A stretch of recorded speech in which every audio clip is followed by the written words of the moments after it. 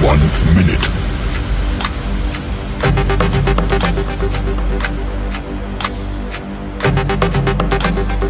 T minus 50 seconds.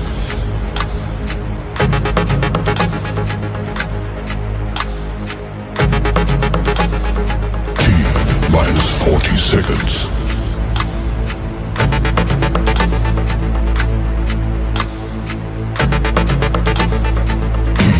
Minus 30 seconds.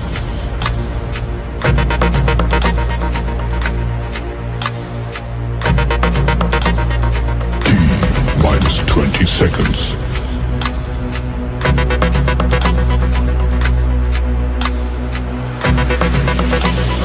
Ten, nine, eight, seven, six, five, four, three, two, one.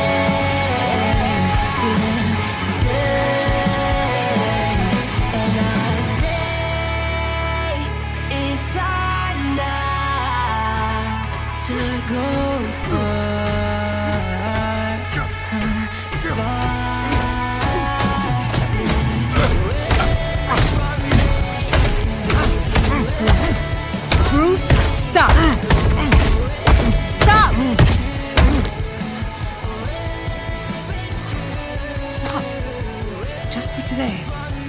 Don't be Batman. Don't be the mask.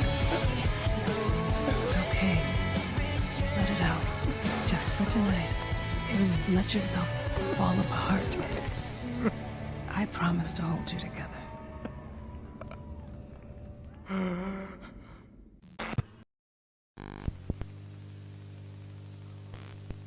When we joined the Covenant, we took an oath. According to our station, all without exception.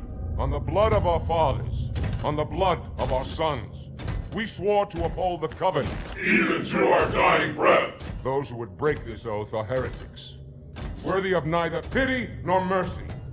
Even now, they use our Lord's creations to broadcast their lies. We shall grind them into dust. And continue our march to glorious salvation.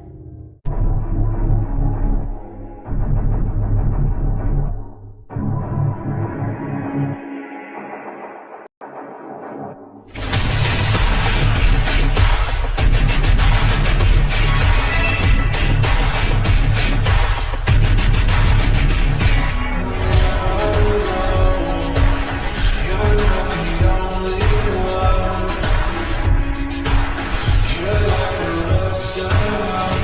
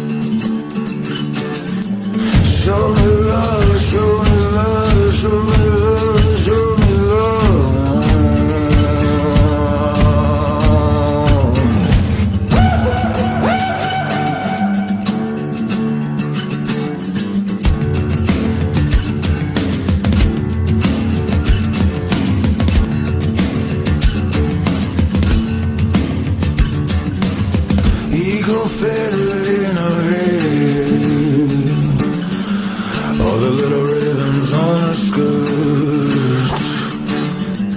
Need a little reservation ready. Need a little love to keep me warm. Keep me warm.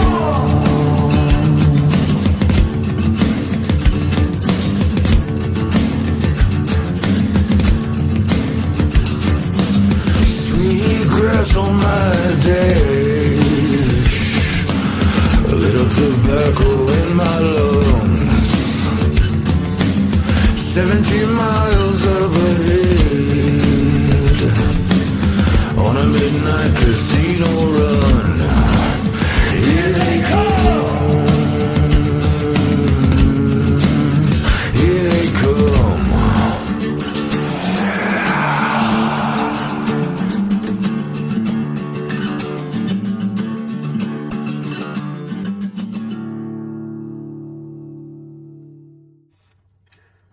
There you are.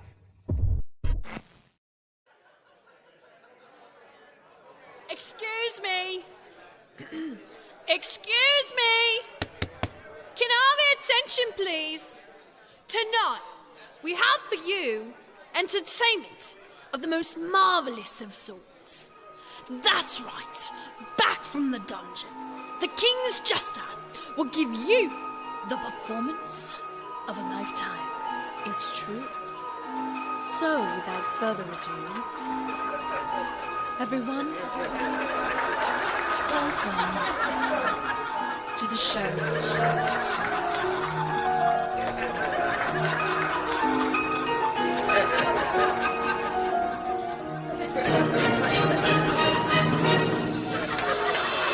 Demons around me that I can't see. You know, lay down on my knees, but they won't leave. My whole demons life around me that I can't see. People always thought I was knees, but they won't leave.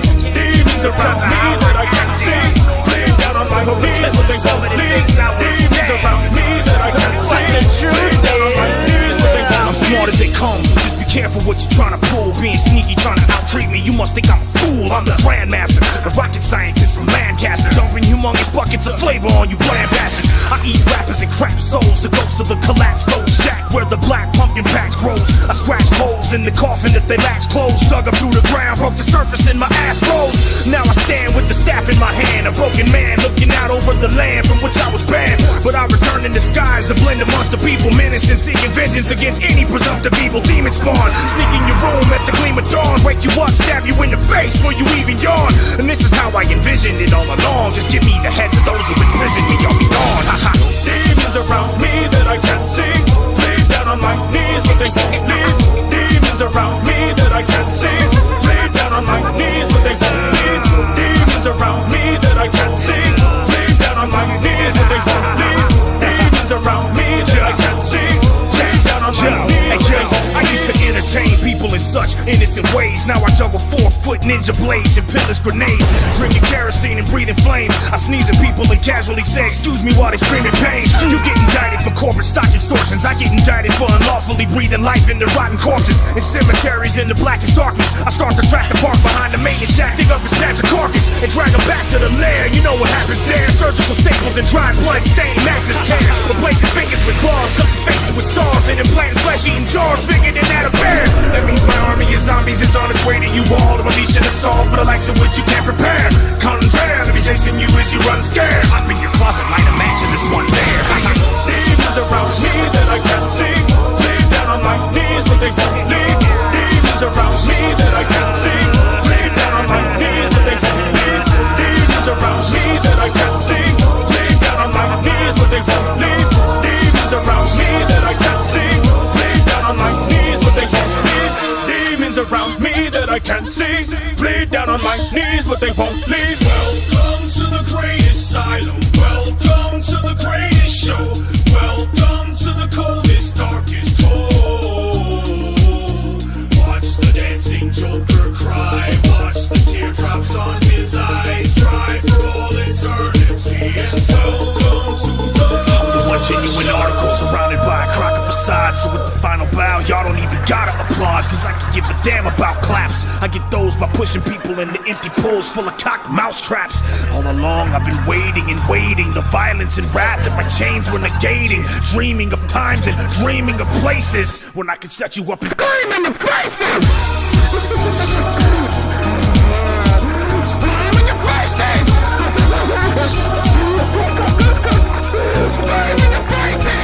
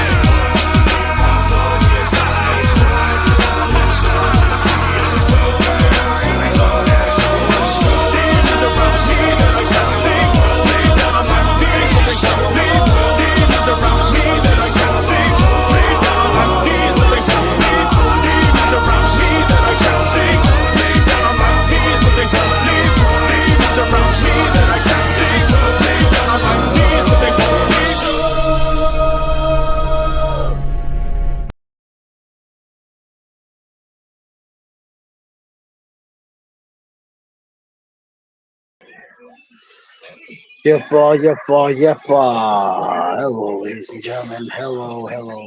How's the audio? Am I clear? Am I breaking up? What's up?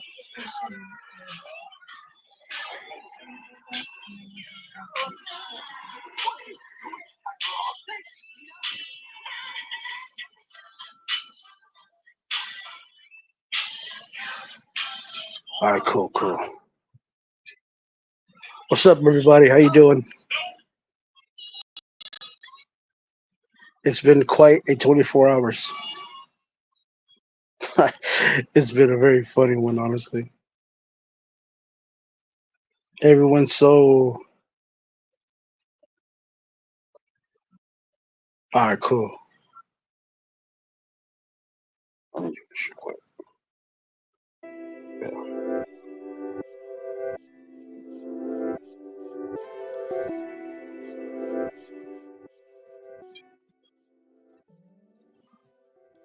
Is that any better?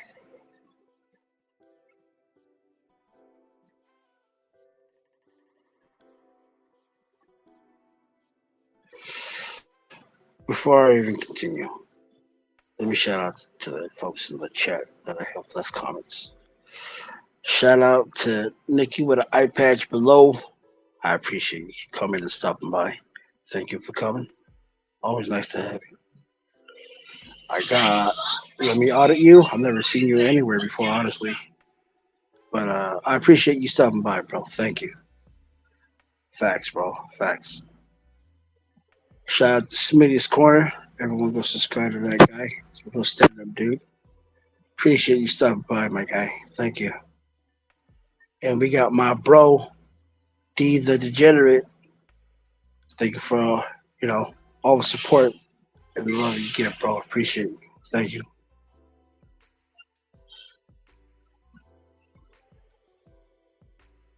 Oh, really? All right, I'm gonna go check that once I'm done.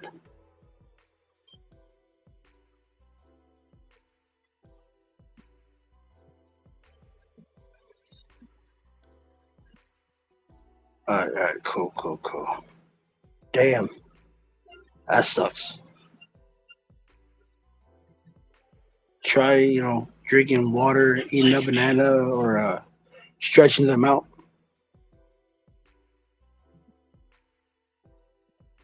Cool. All right, I'm just getting caught up. I don't want to be that type of guy who's behind on the comments in his own life. But there you go. How's everyone doing? It's been crazy.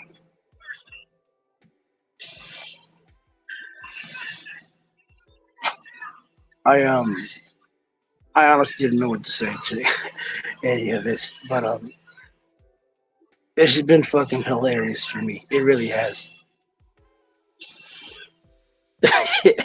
The amount of videos that I have seen of people crying, physically crying, screaming showing what it is to be the pinnacle of rage.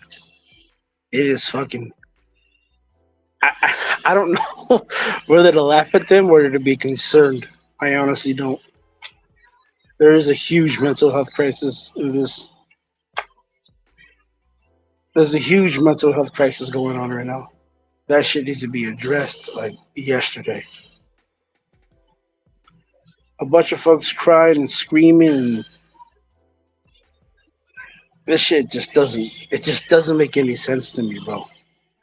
Normal people, if something happens that they don't like, be it in the news or whatever, most smart people, I would like to think, are smart enough to be like, oh, well, shit, that sucks. They just move on about their day.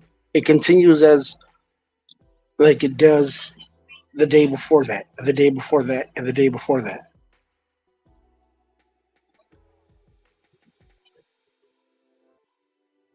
It's so fucking baffling to me how, you know what's so messed up?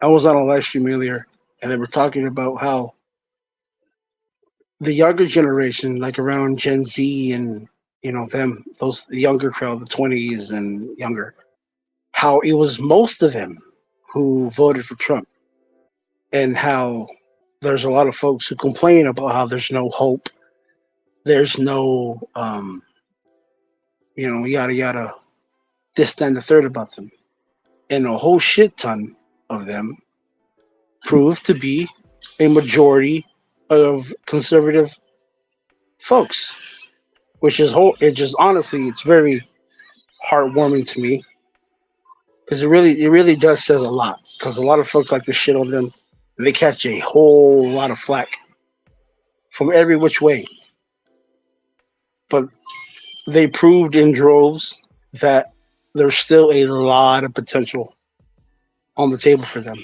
and I really do believe that. It's just so crazy to me how everyone just locks in on one train of thought instead of just like, all right, I don't like what happened, I disagree with this, let's talk about it.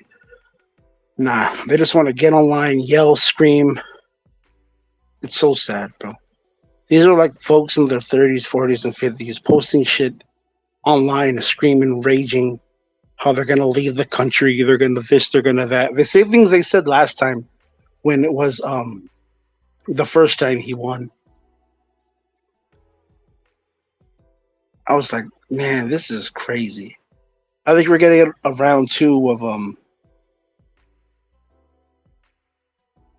remember the last time when Trump got inaugurated in, and they had that one chick who was sitting up in front of the camera, and she was just waiting to see if the camera was locked in on her, and she had the right angle, and then she freaked out. She screamed no. She had a pink beanie on, I think, or a big yellow sweater, one of the two. And she was screaming no. She became the focus. That shit was hilarious. I think we're gonna have another one like that. Probably even better or worse. Who knows? Depending on how you look at it.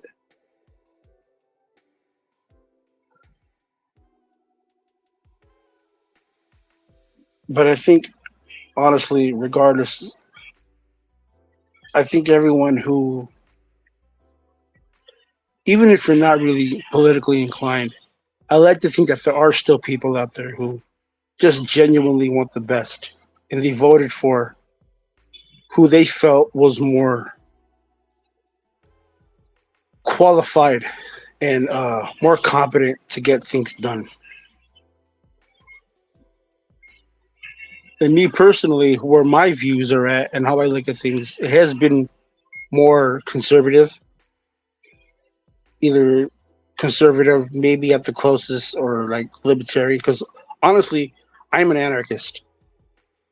It might sound crazy for me to say, but I really am. But where my values, family, God, and country, and stuff like that, has been more along the lines of conservative, maybe even libertarian. But I never even tried to be a liberal or a Democrat. I have family members who I grew up with who became like that, but I just never for the life of me could see any type of alignment with it at all. But even then, they're not the type to freak out and cry and scream, and they don't even know, but they're more conservative than they are liberal and Democrats. But I don't know, they don't want to hear it, but so whatever. What they eat don't make me shit.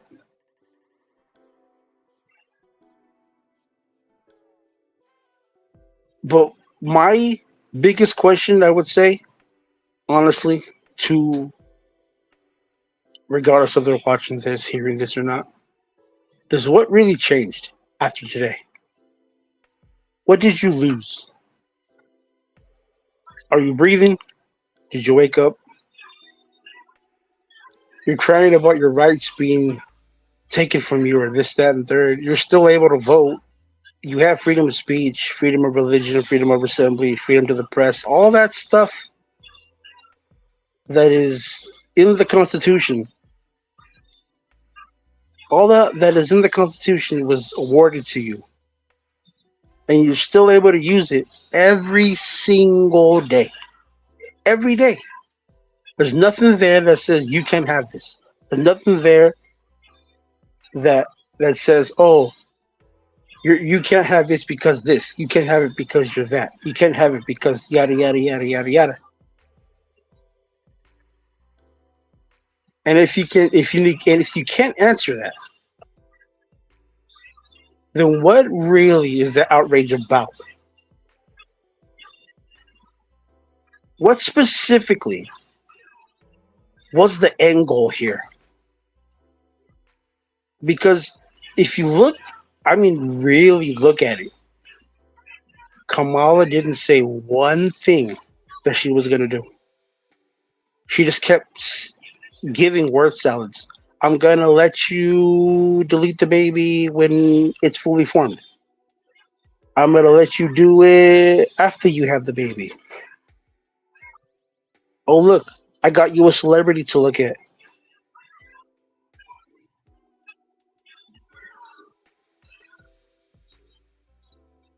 It's so crazy to me how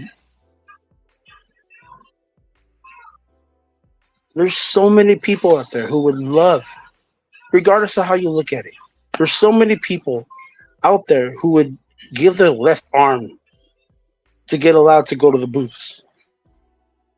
And you have people here who are going in droves for single issues, who are making parades and celebrations and festivals and parades out of the one thing they care about, crying about nothing's getting fixed.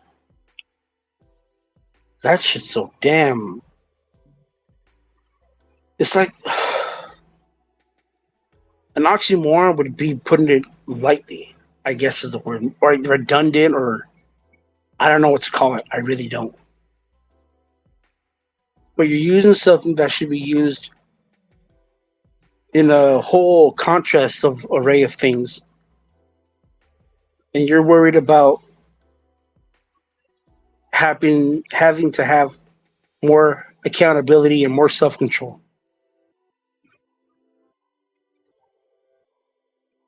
I'll never understand how people can get this guy. Hold on, let me.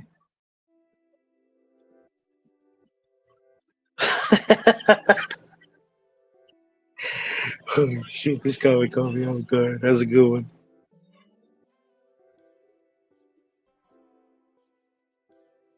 Oh man.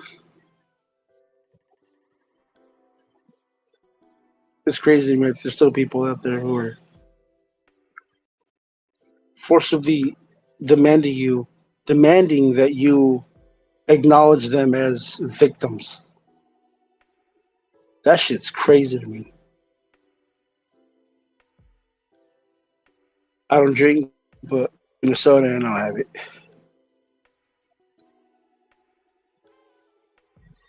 We've been bombarded by the government manufactured revolutionaries who really ain't revolutionaries, ain't about starting or doing any type of a revolution. They just want to be called that. But they're not really doing anything. They're just posting shit on the internet.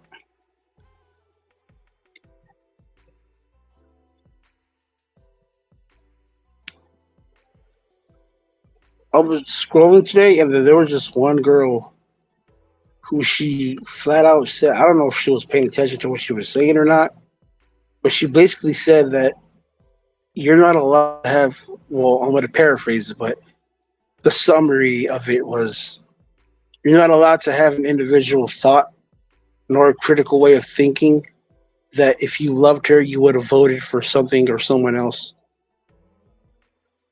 even if it goes against your way of being, your morals and your values and how you choose to live your life. That shit's crazy to me.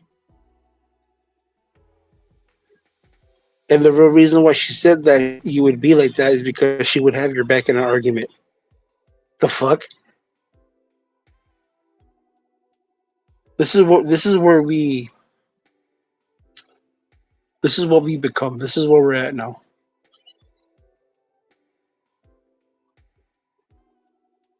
There's a great scene of the Joker movie, the later one, that says nobody's civil anymore. Everyone's yelling, fighting, screaming.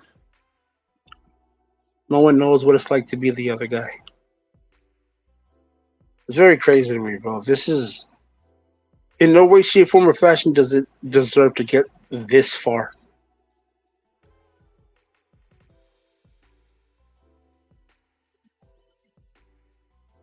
And as crazy as this may sound, I'm not even mad at the Kamala voters and especially the younger ones. I'm really disappointed in those who are older and go that route and still want to claim that fact that, oh, I'm not political. I'm just voting against Trump. I'm just doing. It really annoys the hell out of me when I see people like that. This is the reason why a lot of folks who are younger, 30s, 20s, are looked at as the way that we are because we don't listen to a lot of these older folks because a lot of them are too goddamn disconnected and senile. People make fun of modern women not taking accountability for their actions. Bro, these older folks are worse. Tenfold. They don't think about the shit that they do. They don't plan ahead. They put the burden of their choices on the rest of us. We gotta clean their shit. Economy's so fucked up because of them, mostly. If we're gonna be real about it. The rent prices that we're paying, they're the ones who paid rent, who paid mortgages back then with those prices that we have today. Trying that they got it in mud. Bullshit. Everything was so goddamn cheaper. But it is what it is. I'm not going to complain or cry about it. It's just one of those things that I guess in the larger scale of things, in the bigger picture, it doesn't really matter. But to me, it's, I guess, a prerequisite of something that should be cared about. I guess maybe how I look at things. I don't expect people to really go along or listen to what I say. It is what it is. But But yeah.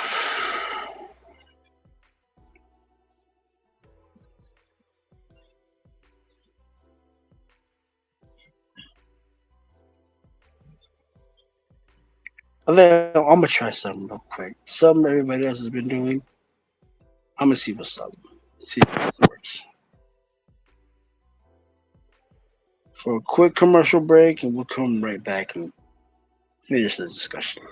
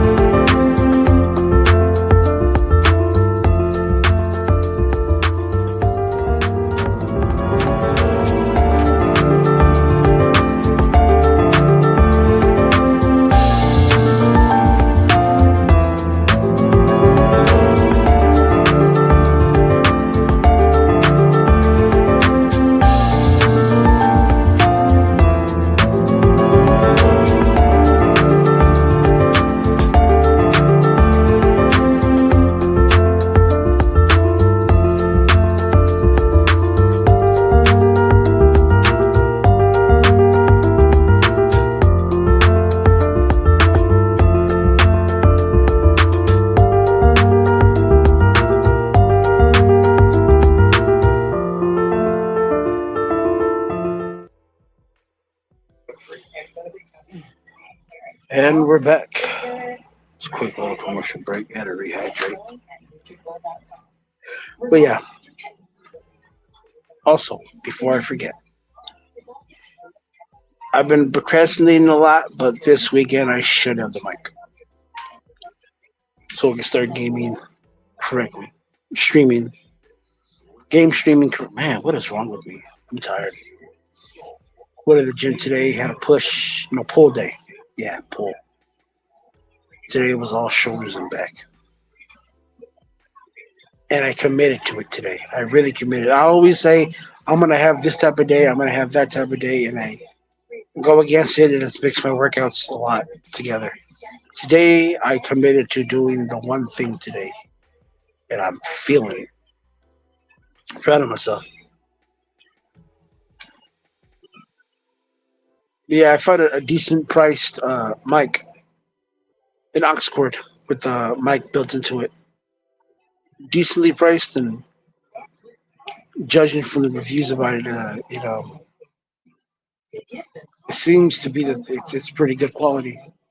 Because I could get a super cheap one, but I don't want my voice to sound like shit. Because I chose to save a few bucks.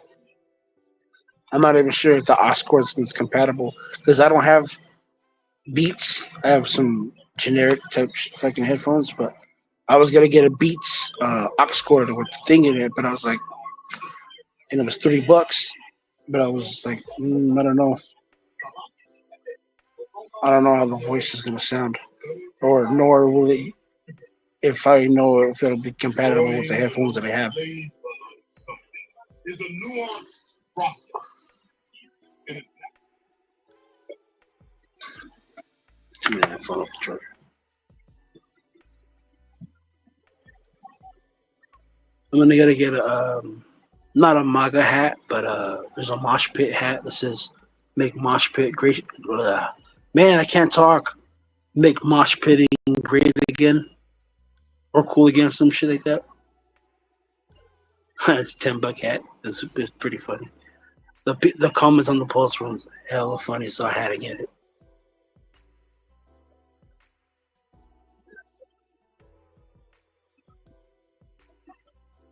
Red hat, white letters. I was like, perfect. I remember I had a neighbor who had one too, but it said, "Relax, idiots. It's just a hat." That shit was hella funny. I asked him where he got it, but he was gatekeeping. I was like, nah, whatever. I'm gonna order it, I think, this weekend. I think I'm gonna do all that ordering stuff when I go out and buy the stuff for the streaming. The Oscor's is like $10, I think. $10 or so. I was gonna order it, but they said it was take 2 weeks to get here. I was like, man, I'll just go to a store and get it. Because on the when you order it, it's cheaper for some reason, but when you go to the store, it's like $2 or $3 more. But I'm like, whatever, right? I guess in this type of economy, it has been more conservative with the more fiscally conservative, more financially conservative, I guess is the word.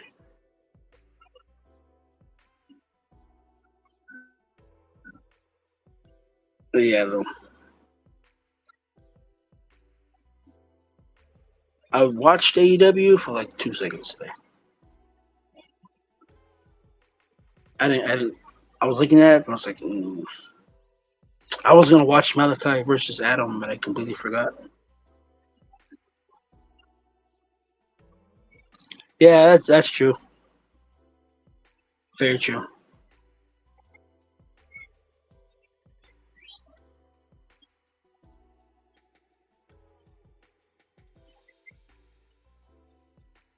Shout out to you, D, for real, bro. You're always here. Even if you are just the one dude, I appreciate you, bro.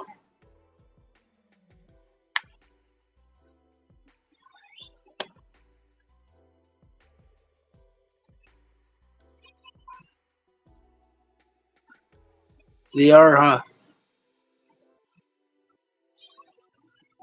I think what's going wrong with MJF is they don't know what to do with him. They keep doing the, oh, I'm a fake babyface thing, and oh no, I was actually a bad guy. I think they're doing that too much. If you're gonna let him be a heel, then just let him be a heel. But I think the bait and switch thing is getting old.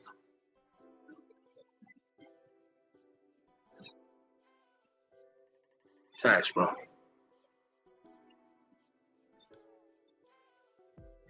Tomorrow is I did shoulders and back and abs. So then tomorrow is chest and arms.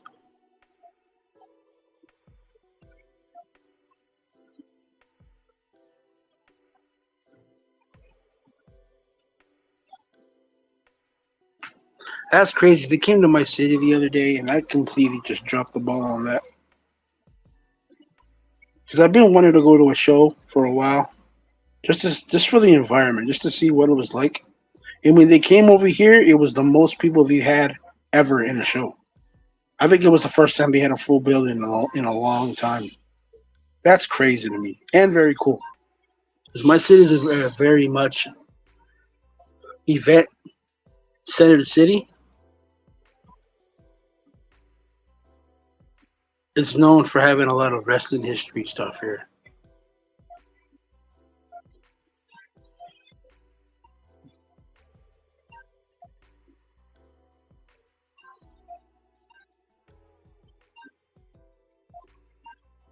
Because for the most part, it's been a WWE type city because they were the only ones for a long time.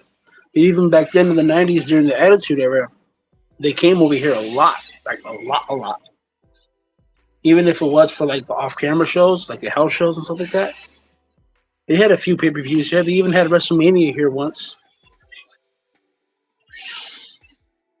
And for the longest time as a little kid, I was like, man, I hope they have it. Because our arena was like nowhere near the size of what a WrestleMania building should be like. You know what I mean? The 100,000 potential capable type buildings.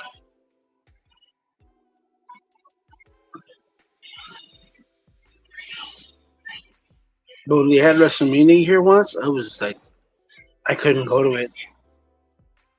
I had a whole bunch of things that was going on at the time, and I was like, let me try to finish this and hopefully go to a WrestleMania that I've been dying since I was a kid. Like, man, I hope they have a WrestleMania here one day. Not knowing how the hell they would do it. And one day we get the San Francisco 49ers to have their games over here. The building is not too far from the arena that we have that has the original events at. So they used the football stadium that was built here for the WrestleMania. They couldn't go. I was like, there'll be next time, but that's like the first time. Even if you went to go look at it on the big screen, which is, if you think about it, overall, it's a waste of money because you're there and you can't even see the action. You're watching it on TV at the show when you can be at home watching the show through your TV.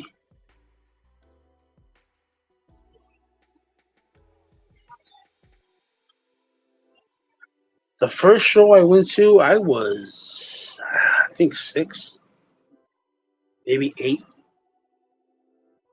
My grandpa took me.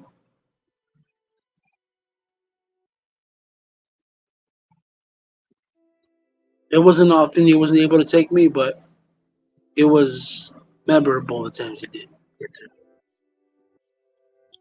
Even if it was, we were in the nosebleeds all the time. Shit, I was still grateful.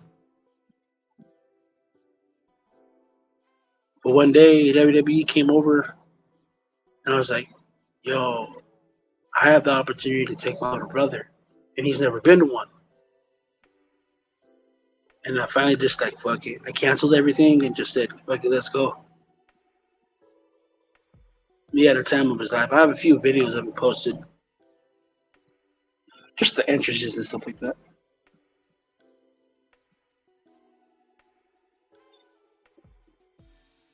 Yeah, I've been to a few of them. But I was mad young, so I don't remember a whole lot of it. But one episode I do remember being is if you go back and watch a Raw with, I don't know what episode it was. They came here there was a feud between Kurt Angle, Triple H, Stone Cold, and the show ended with Triple H beating up Stone Cold on top of the commentators table. And every time I see that clip, like when I'm scrolling on YouTube and shit, looking up clips, I'm like, oh, yo, I was there. But it was nice to finally take my little brother, though. Passing it down. I felt like a little kid again, and this is the memory he's going to remember for the rest of his life.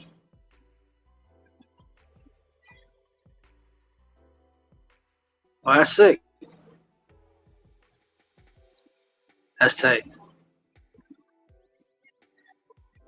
It could have been a Ruthless Aggression era. I don't remember, bro. It's so long ago.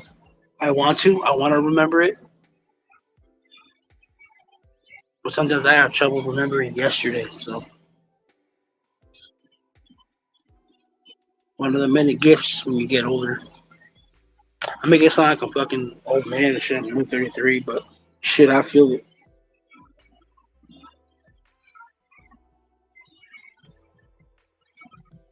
The next on the list is a UFC or boxing event that comes here.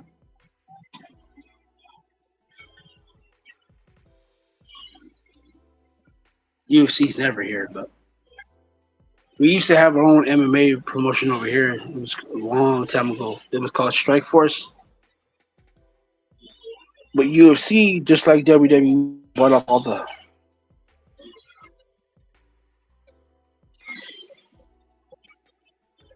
the competition, just like Vince did. Oh shit, that's dope. Hell yeah, bro, you should go.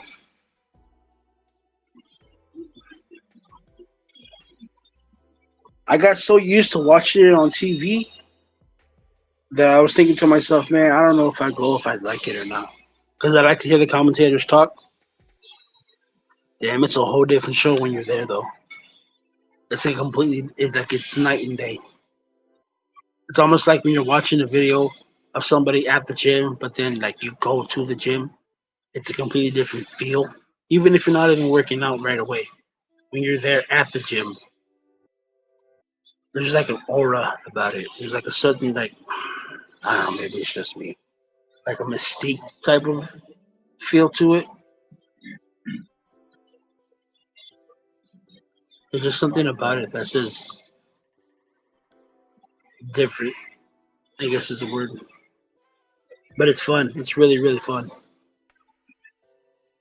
The music hits and the pyro and all that.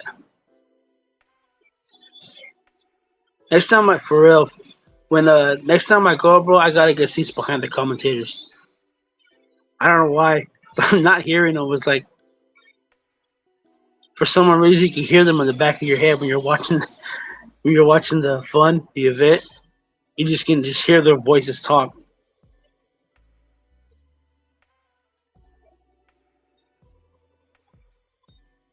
But damn, though, back then, though, people used to throw shit in the ring. Their drinks, their food, when they hated a heel, when he had heat, like real heat.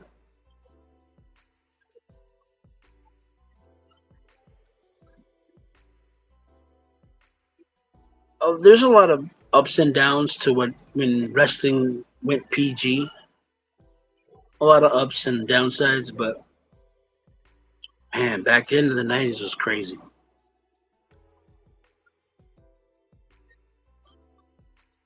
Facts.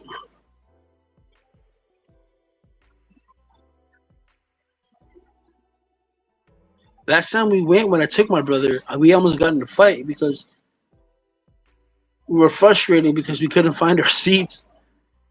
And then when we finally did find them, there was somebody, I don't know what the hell this dude's problem was, but he was like right there at the first seat in the row. And I kept saying, yo, excuse me, can we get in?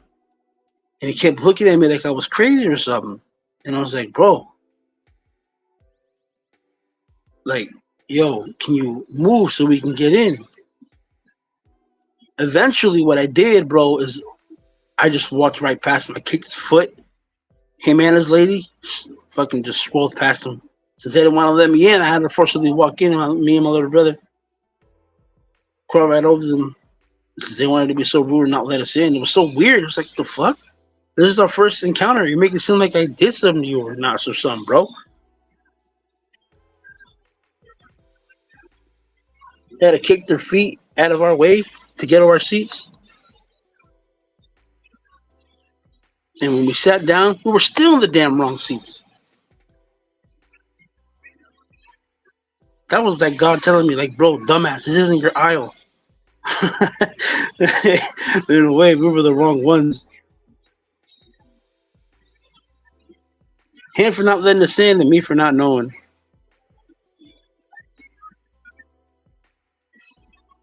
Facts make it seem like I did something, like I threw a rock at your fucking dog or something, bro. All he asked was like, yo, excuse me, can we get in? You're in the way.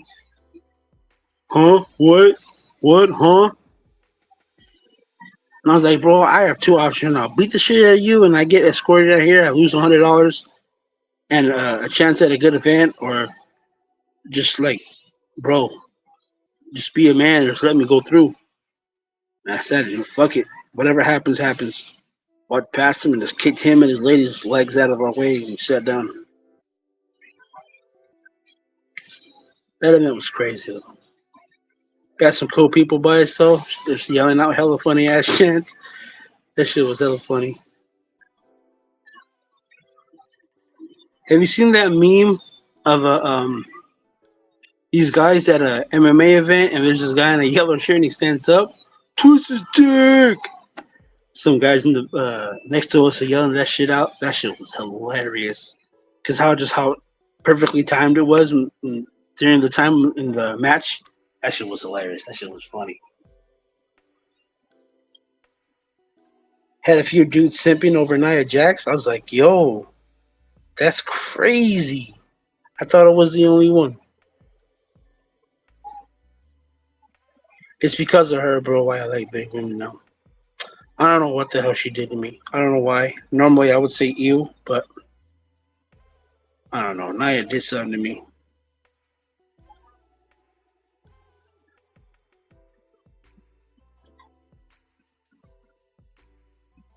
WWE knows how to pick them, though. They really do.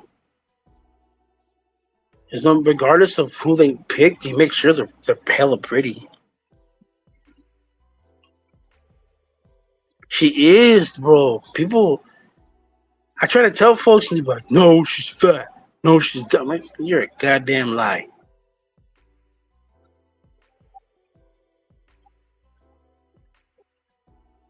She's spicy as hell, bro.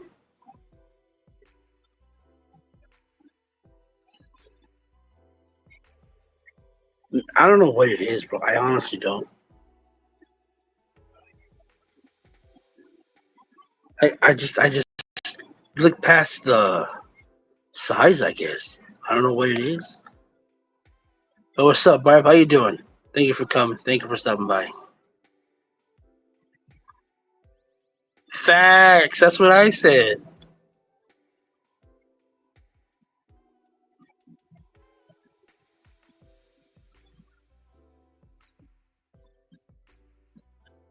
Low key though, I would think I'll make a great sense for this. I think I wouldn't say she was big, but I have had a girlfriend before. She was kind of chunky, not like hugely fat, like, you know what I mean. She was still pretty,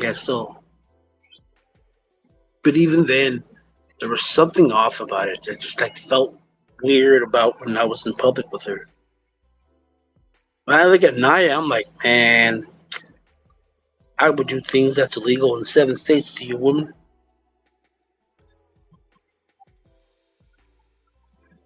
Maybe that's just me, though. It was like that, I guess.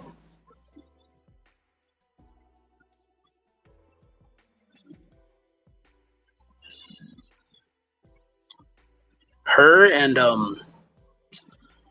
Rhea and Raquel. I don't know why. I don't know what it is.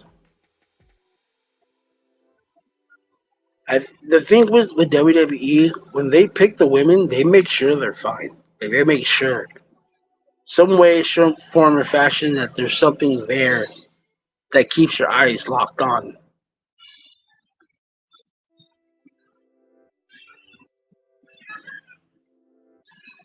I don't know if you watch NXT or not, but so Ruka, she's a baddie.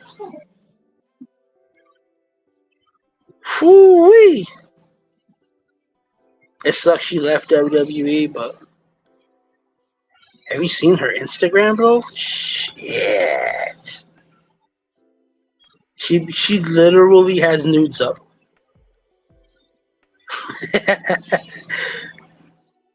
For real.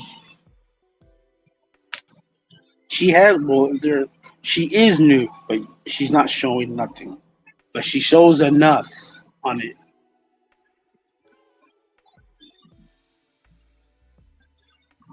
She has that look, that type of look where literally no matter what age, she's gonna be fine forever. There's like this weird, I don't know what it is about her.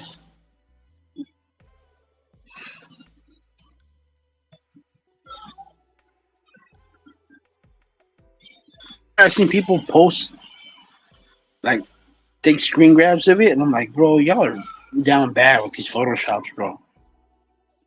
And I get told these ain't photoshops. I'm like, yeah, whatever. I don't believe it. And someone shot me the link to the post. I was like, what? I'm surprised WWE didn't do it, like, do or say anything about it.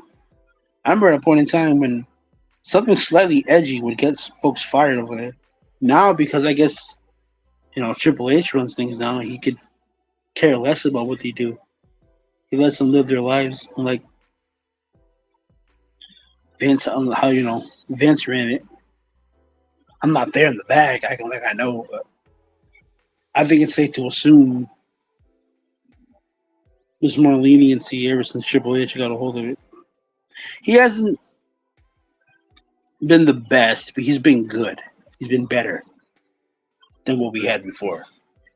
I can't say that. He's had a few mistakes, lost a lot of good people under his reign, so he hasn't been the best, but he's been the best since what we had before. That's the best way I can put it.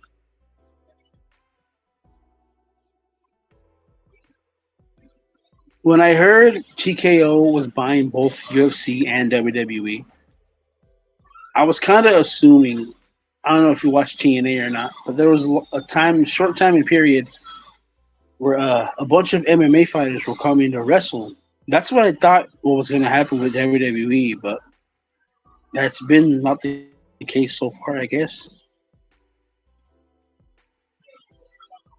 Facts. I can't say though he's been really good. Not the best, but he's been good. Great if you want to compare him to Vince.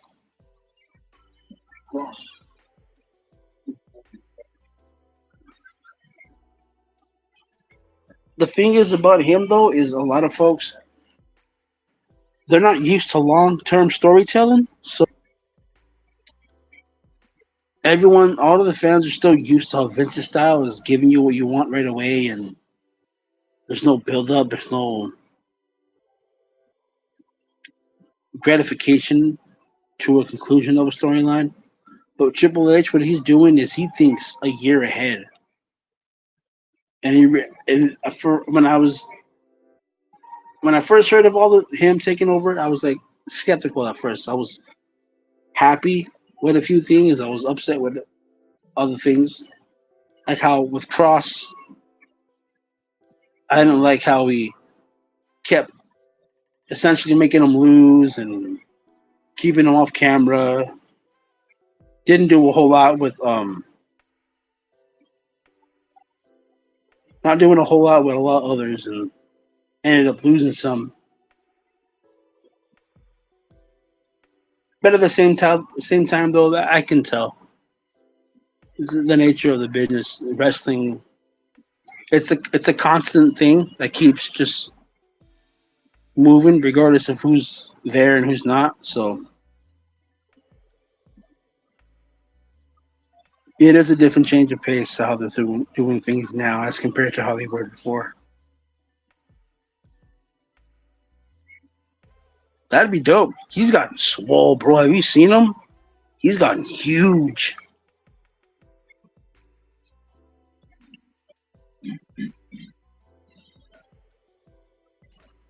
He knows how to deliver a good promo. When he's in UFC, he makes you laugh. He makes you pay attention to the fight. He really builds the fight up. A lot of his opponents might be great fighters, but they do not know how to sell a fight like Connor does. I think now, if anything, he'd be a dope MMA commentator.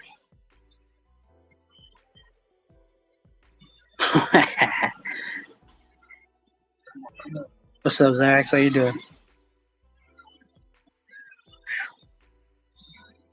Me too.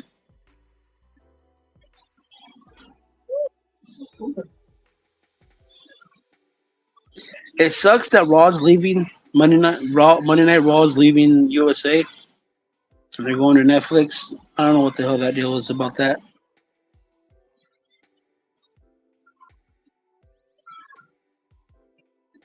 USA, the channel itself,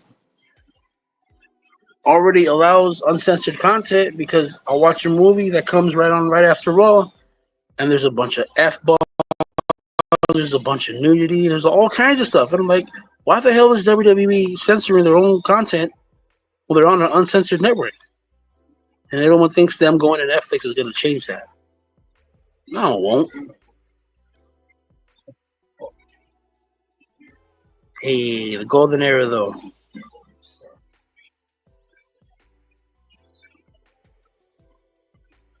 How you doing, Xerex? You're not hyperventilating, right? Freaking out about losing.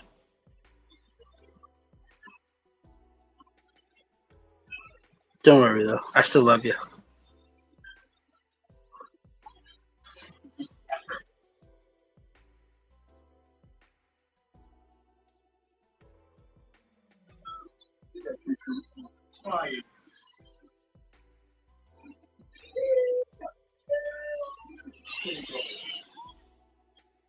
You know I welcome that always.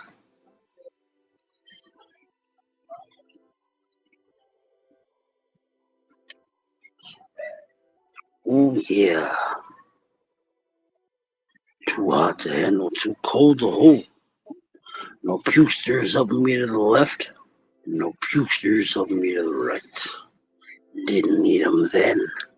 Don't need them now.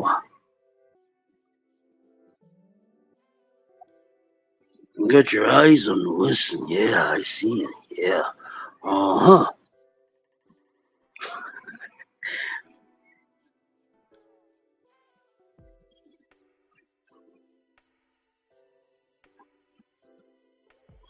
When people do wrestling impressions, it's Macho Man, Stone Cold, and The Rock, and Hulk Hogan.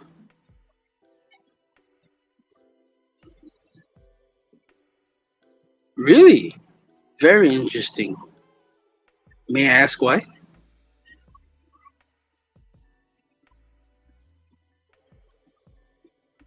You a Wu-Tang fan? Is that what that means?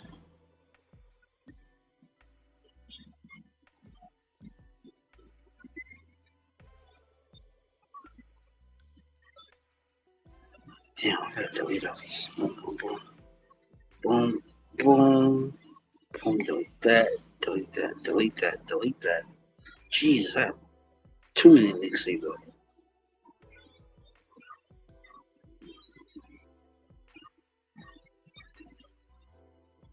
Here's my server if anybody wants to join it now.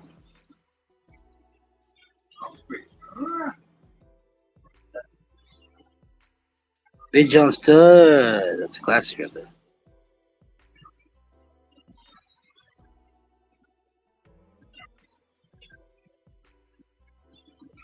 I could be wrong, but I think he body slammed Andre before Hulk did, but I don't think he got credit for it.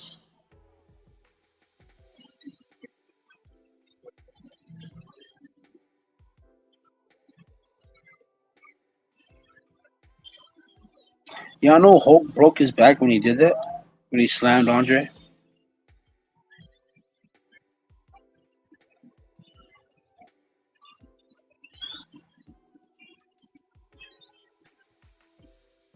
I think I remember Ray Johnson said he had white pants, red boots, and long blonde hair and a beard. He was a chunky boy.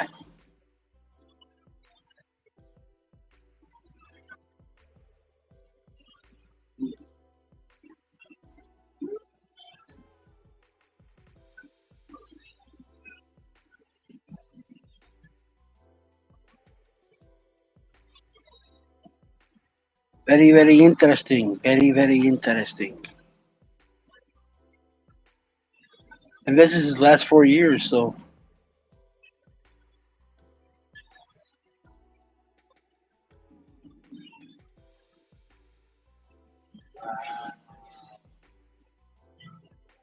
you know who I like? He's a really, really old dude. Was Bruiser Brody.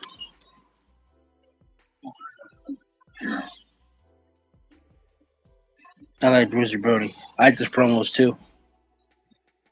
King Kong Brody, Bruiser Brody. He got killed in Puerto Rico.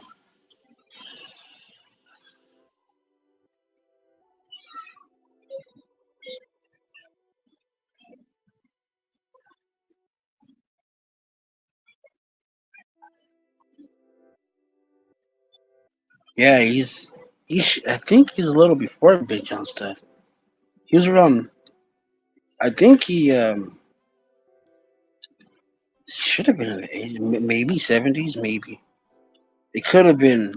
I'm pretty sure it was the 80s. So.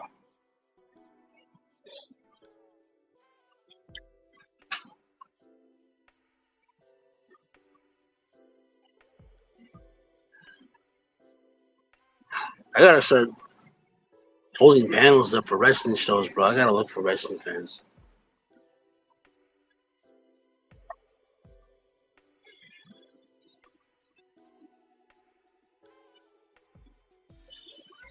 I want to have just the most random ass panels.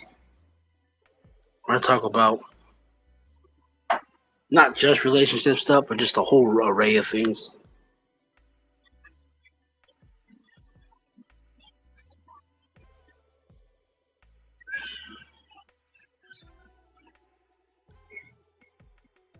The Bret Hart's goated. I actually took a picture with him when I was 6 years old at the local mall. When I met him, bro, I was so speechless. I was so like enthralled and starstruck. I was like so in awe when I first seen him. I was like, yo, this is Bret Hart, bro. What do I tell people? What am I gonna say? I was so happy on the way there. I'm a this, I'm a that, I'm a this, I'm a that. And came my turn to get an autograph and picture, and I was like, I didn't say a word. He was hella nice. He was hella cool.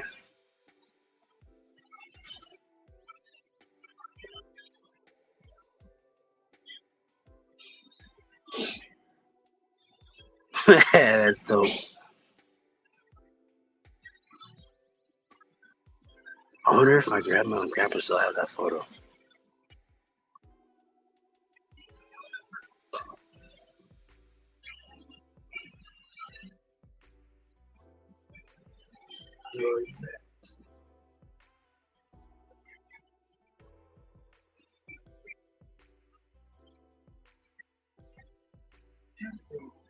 That's meeting that celebrity was super cool. Later on in high school, when I met Ti, that shit pissed me off, bro. That turned me away from celebrities forever. There was a contest going on, like a sweepstakes. I don't know what the hell, how the hell we won that, but my school or my principal won something. My principal at that school, she was mad young, like in her early 20s. And the local radio station was holding some type of a sweepstakes. And my principal called in and she won.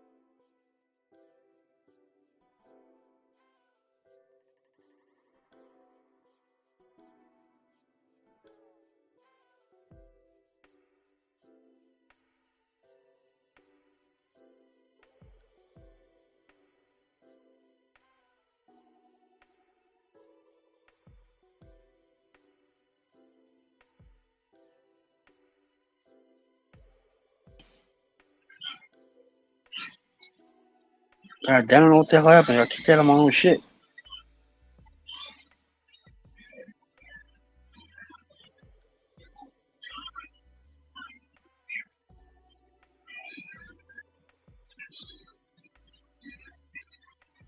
That's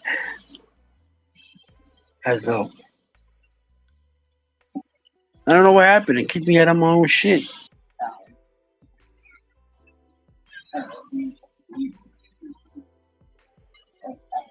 Technical difficulties, my bad. Oh yeah, what we're saying to the TI story. So me and my homie looked at each other. We were just thinking, like, ain't no way that was what we won. And my homie was like, "Yo, you down?" I was like, "Down for what?" He didn't even finish the sentence, and I just said, "Okay."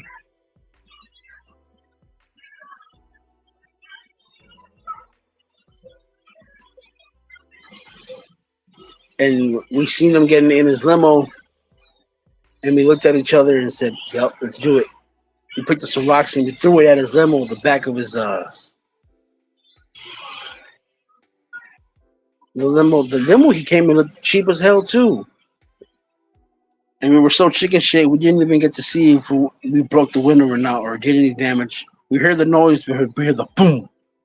We threw the rocks at his window, but we ran by the time we threw it. We were laughing our asses off, running like we did something crazy and shit. We were mad as hell. We're like, man, we gotta get. I got like we paid for it and like we lost out on it. We won that shit, and we really did get our money's worth. It was a priceless moment. Now we're shit. But at least we got to see it through rocks at his level. People think, well, y'all deserve that because y'all threw rocks. No, we threw rocks at his limo after the shit performance that he gave us.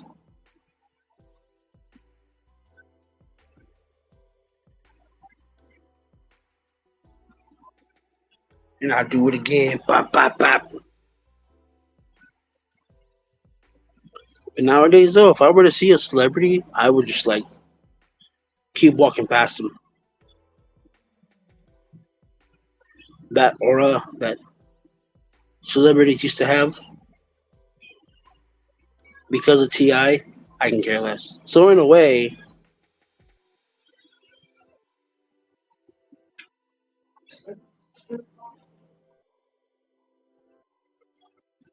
no, we were like 14, 15 at the time. This was like 2004, 2005? Between 2004 and 2006. We're like 14, 15, 16 years old.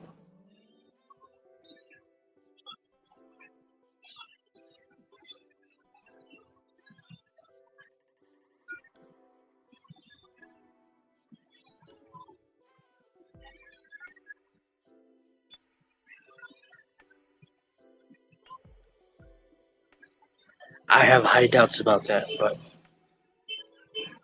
I don't think it's worth arguing about, so I'm just going to agree with you. While passively aggressive, saying you're lying.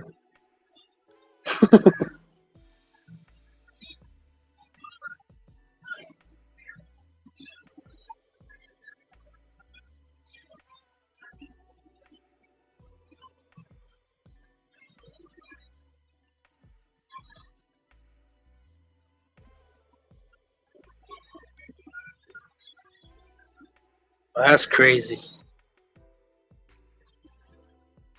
I went to one too. I took my little brother. It was like,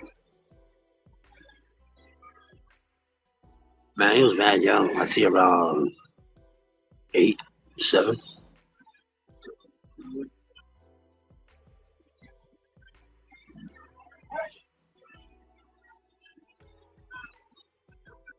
Everyone was outside. It was to go inside. It was like $20. It wasn't really all that expensive, I guess. But inside the building, for some weird reason, it was hotter in the building than it was outside, and everybody was outside anyway. So we just said, "Nah, we'll just chill out here." Everyone's in their costumes and shit.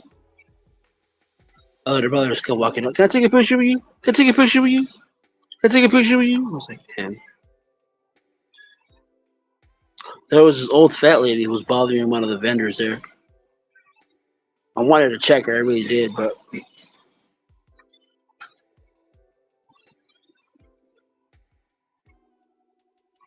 was my little bro's first convention, so I was like, eh. I think if I was by myself, I would have did something, but when I'm with folks, I do my best to like navigate away from things. Just out of respect and for their safety. Just in case something were to even possibly remote happen. I don't put them in a situation.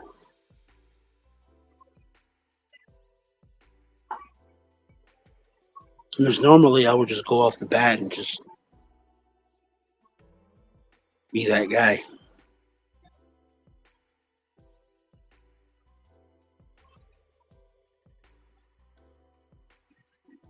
I mean, what's this? Are you being for real, or are you just quote unquote trolling me?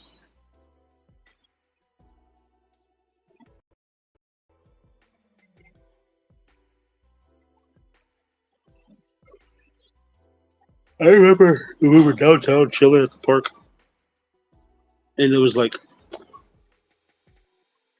not super far away, but not super close to like the most expensive hotel here.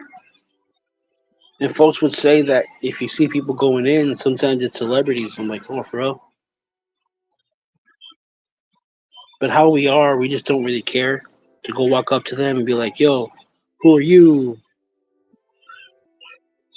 Get your autograph. Nah, we just don't care.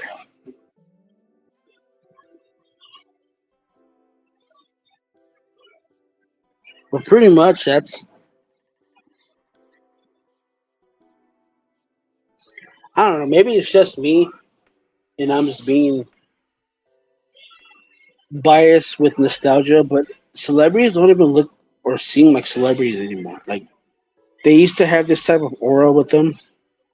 Joe Pesci, Robert De Niro, Bruce Lee. Like, you know what I mean? Like,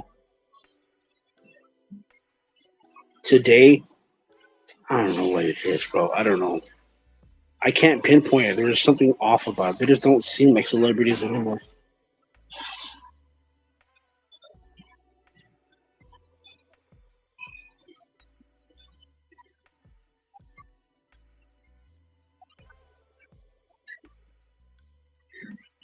How was he? Was he?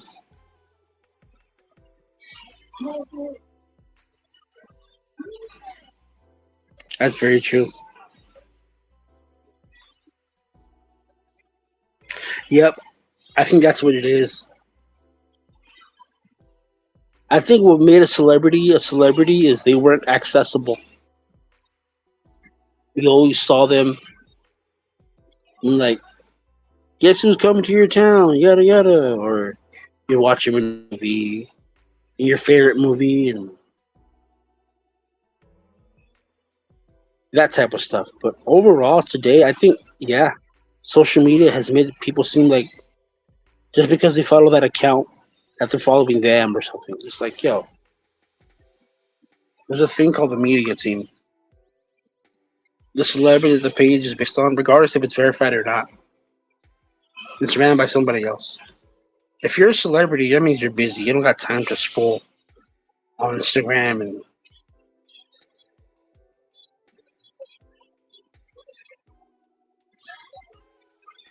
there's a few fine women who I look at and I'm like, yep, she deserves to be a. Maybe it's just me being a little horn dog, I guess. But if you look at women like Sydney Sweeney, Selma Hayek, Sofia Vergara. Those are women you look at and it's like maybe it's just me being biased, but you look at someone and you just think to yourself, "Yep, celebrity or should be right." But a lot of celebrities today, they're not. They all get the same procedures. Damn, bro, what the hell happened to Cardi B's face? Is it just me? Is it just me that when she did that little stunt of pretending to be literate, being so poorly bad at being proper, that when she went up on the stage to endorse her, her face looked so Miss Potato Head.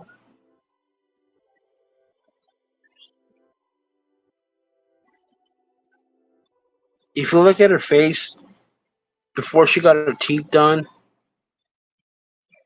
and look at her face on that day when she went up on the podium to endorse Kamala, Jesus Christ, bro.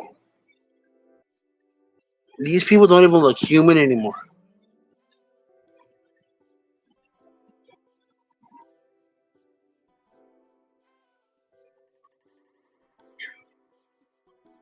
Her face is more like she got stung by 100 bees.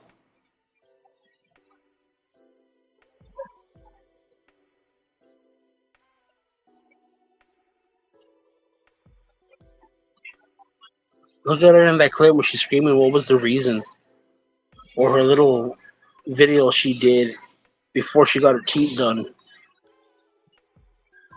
And look at her when she went up on the podium. It is so sad.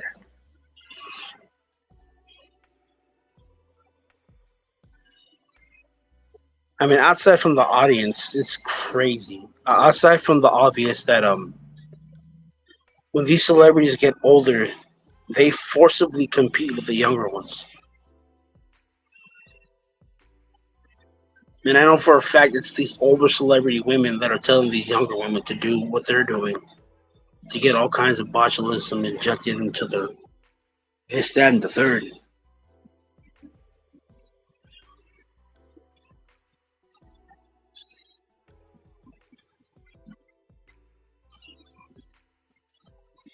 And what makes it worse, what makes it so bad, isn't really all that much of the celebrities getting those things done. It's all the fucking regular people who condone that shit. This is why I say shame is important.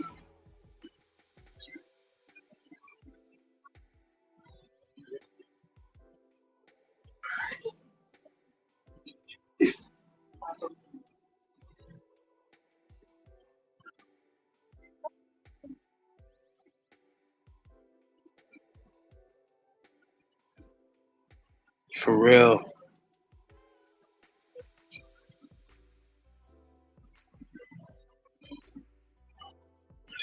And what's crazy is Cardi has a song. She has a lyric in a song of hers. She says the only thing fake are her boobs. That's a damn lie. That's a man.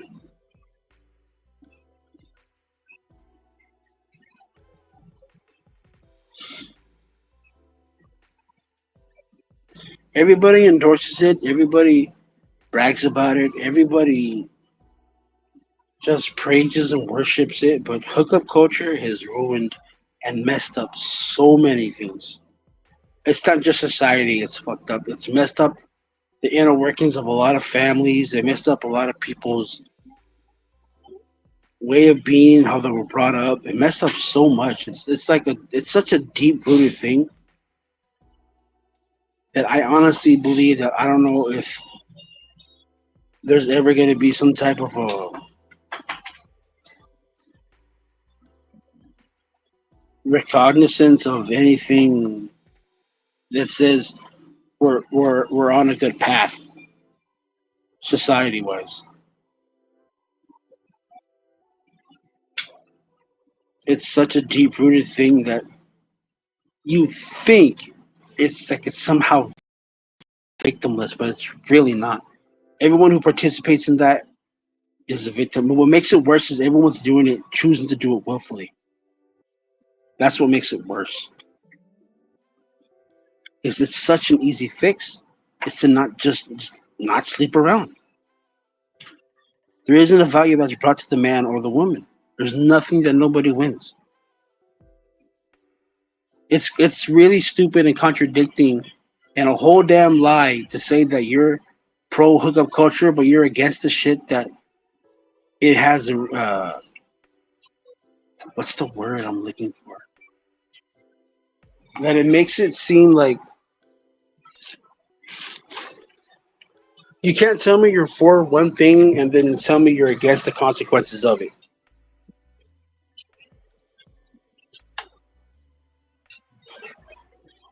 It's inconsistent and it's illogical. There's nothing there that says I'm gonna participate in this, but I don't want this to happen. It's like saying you want to have sex, but you don't want to get pregnant.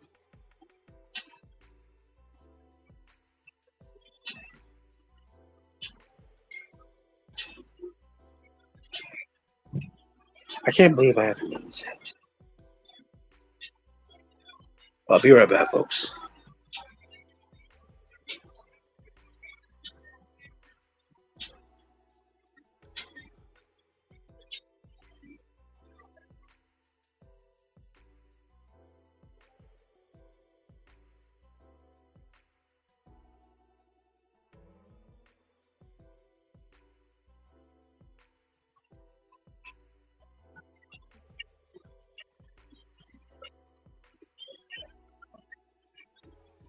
That's facts, Barb. It's facts.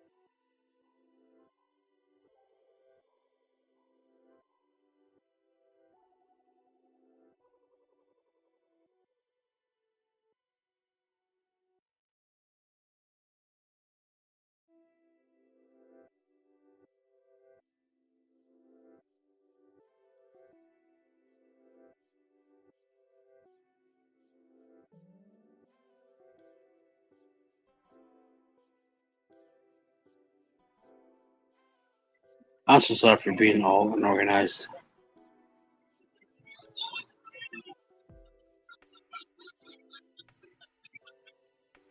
Yeah, I posted a link if anybody wants to.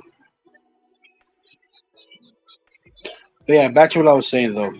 I think it's stupid to celebrate, praise hookup culture, but bitch complain about its consequences and its rebuttals to your actions. By trying to go out of your way to justify it or codify some self-absorbed, self-righteous truth that doesn't really have substantial claims to any of it.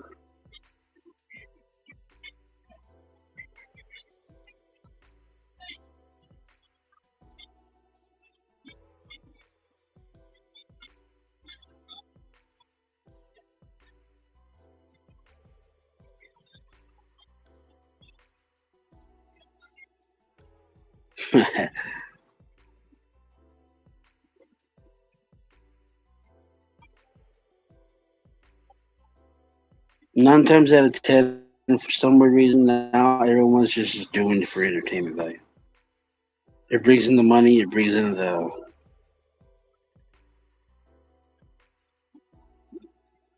Yeah, y'all don't got to cam up. Yeah, you don't have to if you don't. Just don't flash me and we're cool.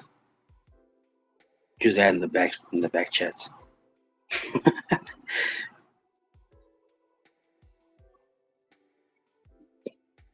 But it's not just women, and not just women. It's not just men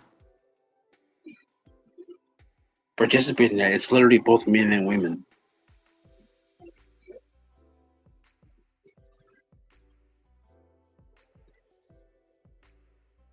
But ultimately, yeah, that's pretty much the gist of it.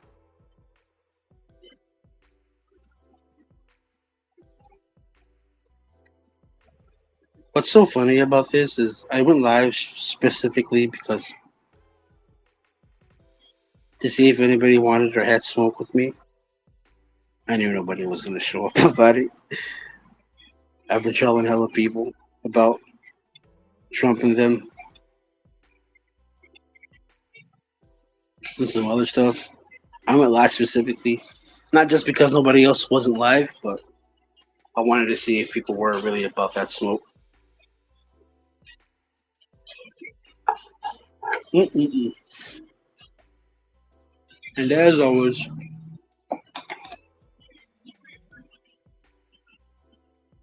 they never are.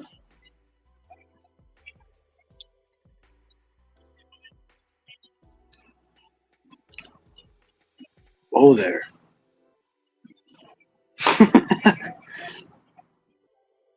Hassan, what's up, brother? How you doing? Salute, Aki. Finishing up my dinner.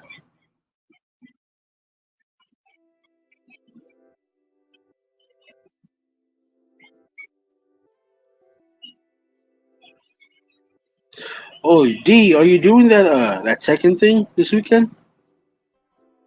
Was it this weekend or the next?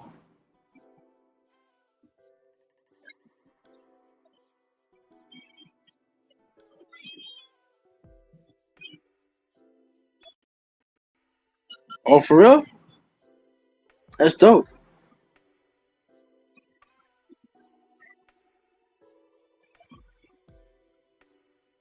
I'll be right there on the sidelines chilling and shit. Go sports.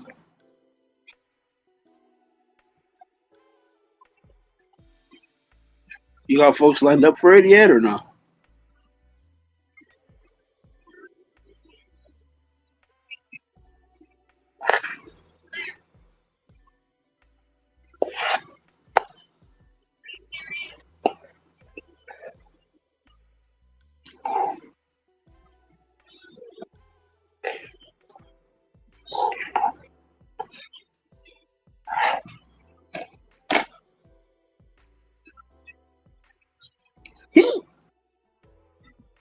Oh, buddy.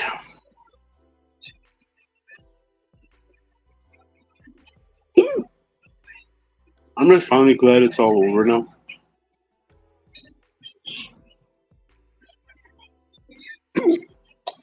Oh, I got the hiccups.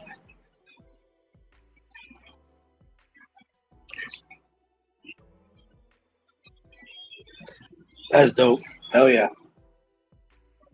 We'll be there, bro. You know, we always support each other.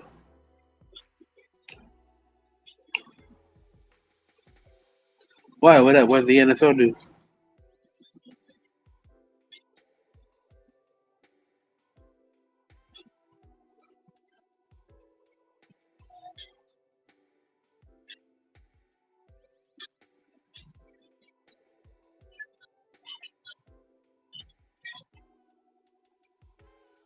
Wait, what does that mean?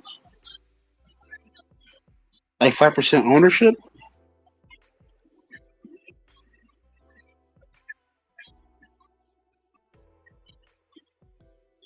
I haven't really been watching. But I seen him on the commercial with the 49ers. Does he play with the Niners? I thought he retired.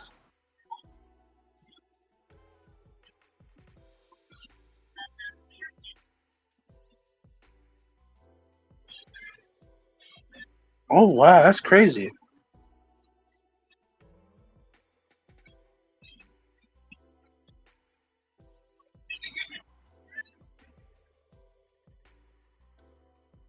Be a damn Niner when I was a kid. When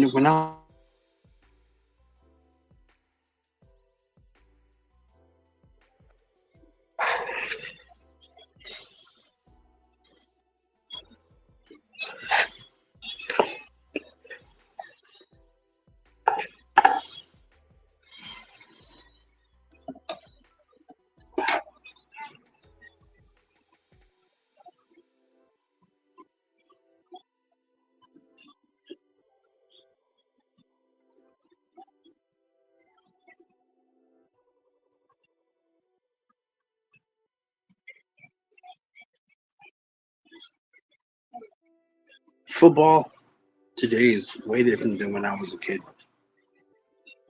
Today you get a flag penalty and 15 yards if you breathe wrong.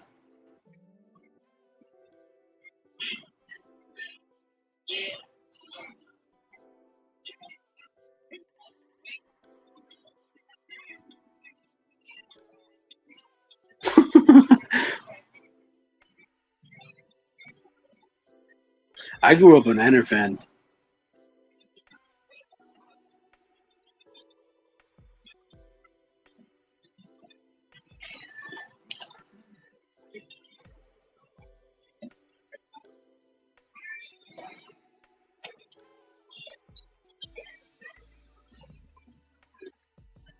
But all in all, ultimately, Trump winning provides so many people trolling rights.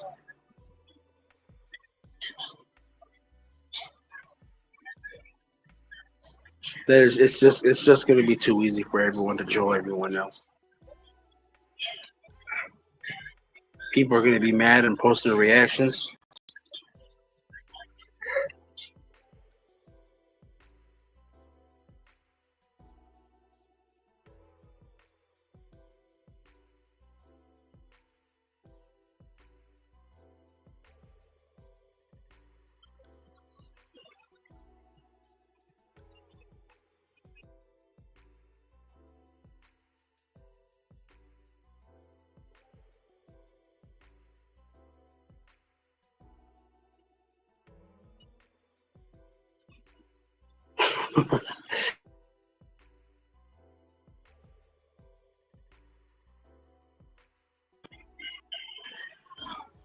So he's playing on the Niners or he's playing on the Raiders?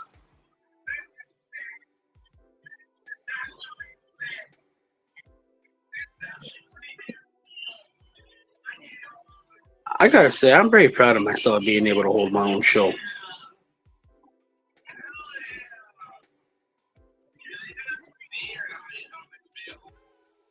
Oh, all right, okay. Now that makes sense.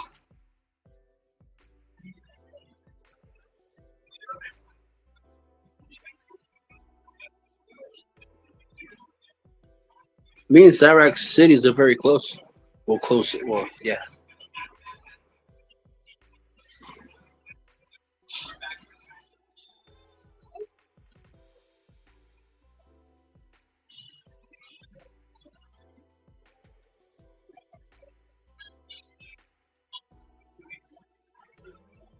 But of course.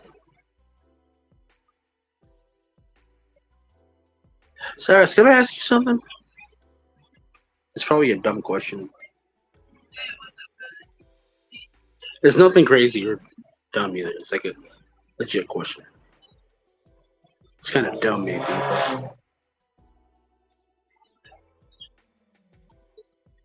But I used to be so terrible at this, bro. So bad.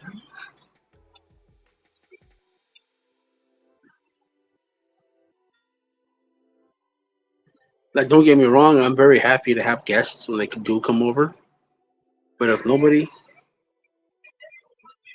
comes and just says, F y'all, you do your own show.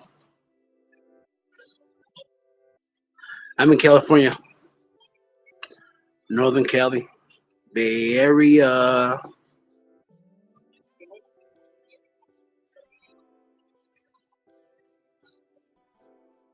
Alongside Arano and Nightish.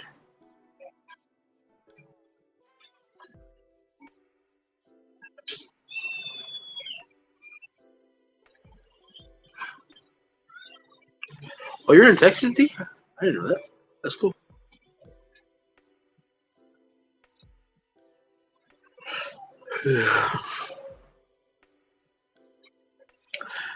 I don't know about y'all, but for me, these days seem hella longer now. Slower and longer. Pause. The 6666666.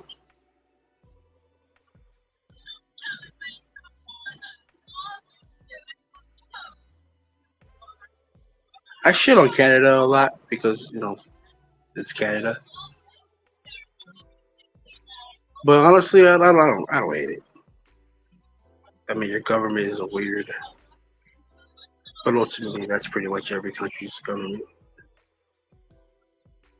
Have you heard of a content creator named Just Rain? He's an Indian dude from Canada. He's from Toronto, too. That dude's hella funny.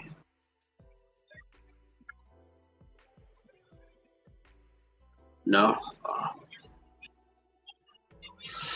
I could be wrong, but I think Russell Peters, another comedian, is from there, too. I could be wrong on that.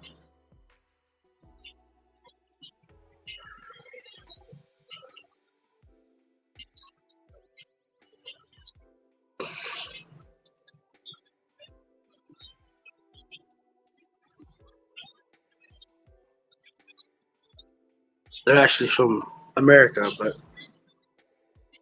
I guess it's.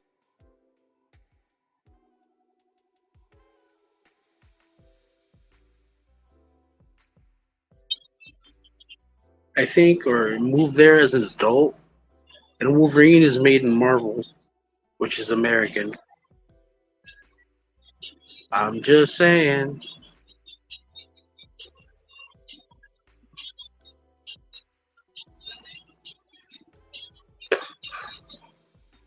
How is he from Canada or how is he from America? Because I just said Marvel's American. Marvel made Wolverine.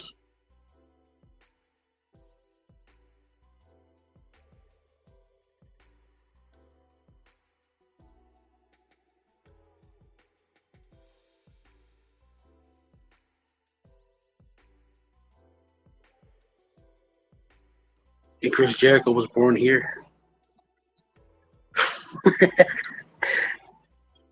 I'm just saying. I'm just saying.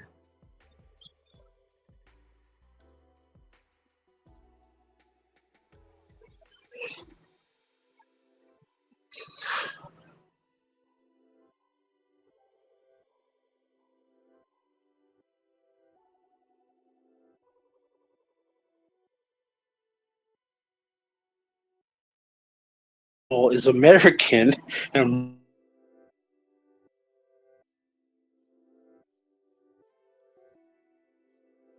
said for him to be from Canada.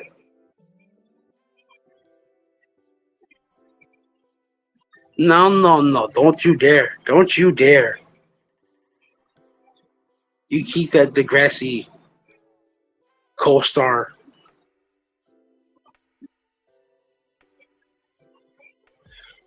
That's all you guys.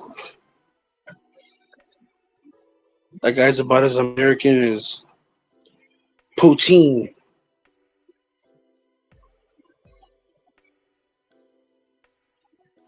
Did Kendrick body drink that bad? Oh, I'm so goddamn sleepy. But I have a show to run.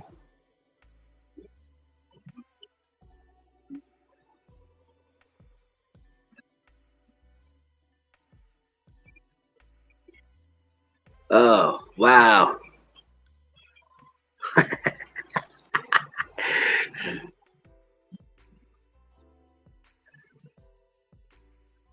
I thought he was y'all's pride and joy.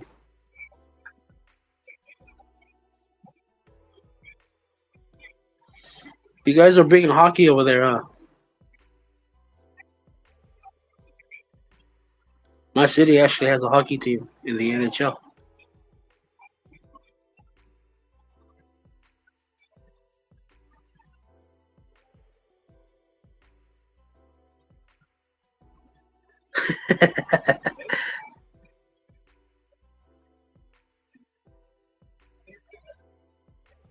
I gotta get some Jerry clips.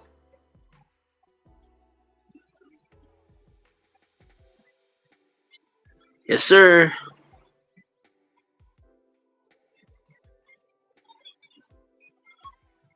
I haven't been to a game since, God dog, man. I think probably since high school.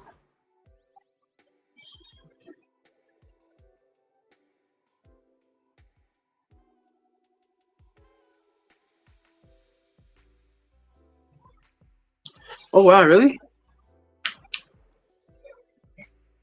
Well, considering it's always snowing in Buffalo and snowing in Canada, that shouldn't be too different.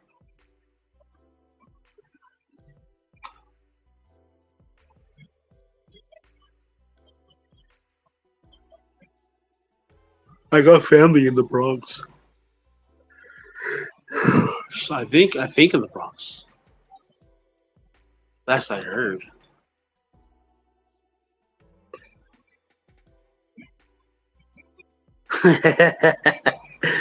Hey.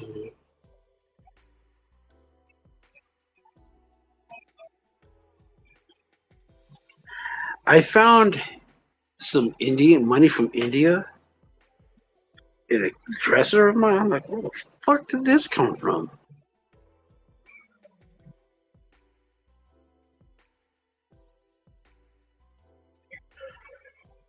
Oh my god, stop yawning.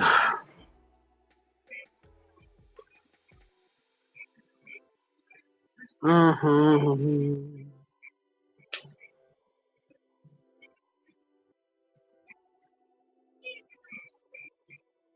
Oh wow. That's crazy.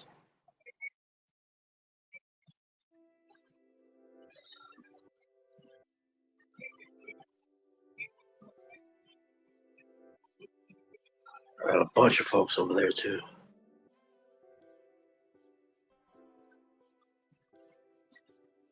Talk about a complete 180, or what is it, 180 or 360?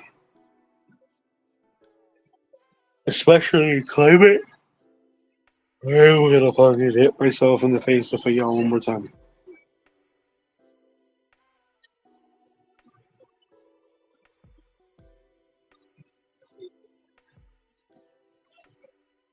Is it that bad over there? Goddamn.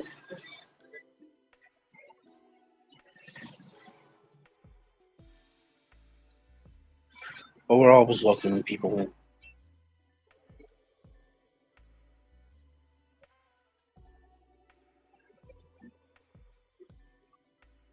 They'd be glad to have you, honestly.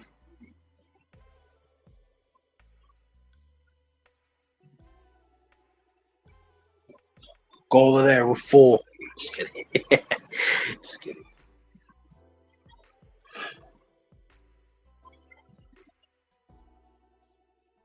What the hell do you mean by that, woman? I don't need no blue pill. In any way.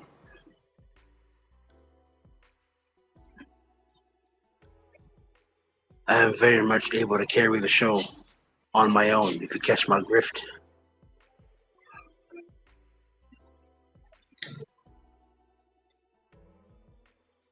Oh, shit. Okay, now I don't hear me. My bad. Oh, shit. I recant my last statement.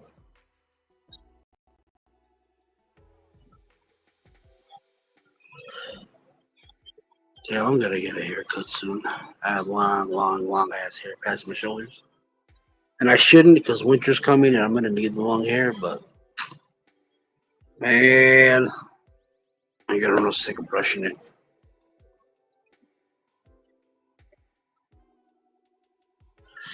You think you guys need a wall?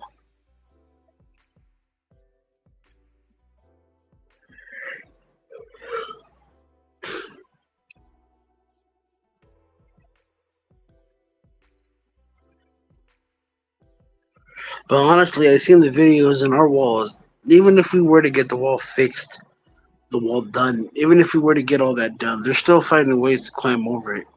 The problem is not there's nobody down there who's enforcing anything.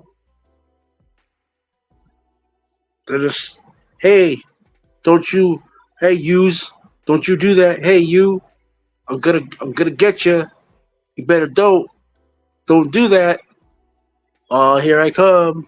There's nothing down there that says. I've seen videos of other countries and how they handle illegal immigrants, and it's like, oh boy, it really makes me mad. What is it, Poland? Poland will delete your ass.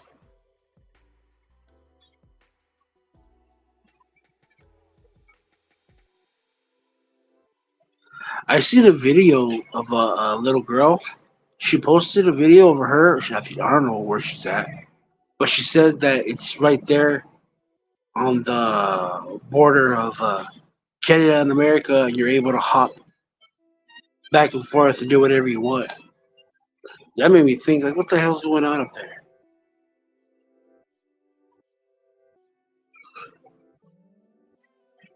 Really, that's crazy.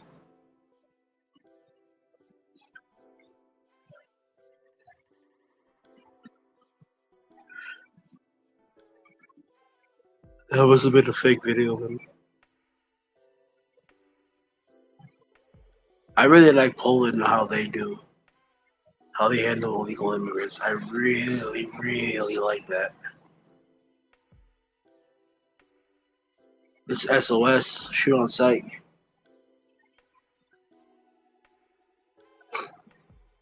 What's crazy is you have all these folks that go there to Poland on their border, and they're literally creating tent cities and demanding to be let in. Like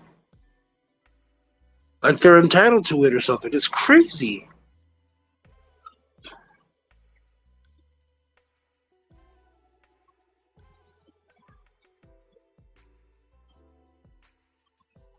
Immigration across a lot of countries is getting crazy, bro.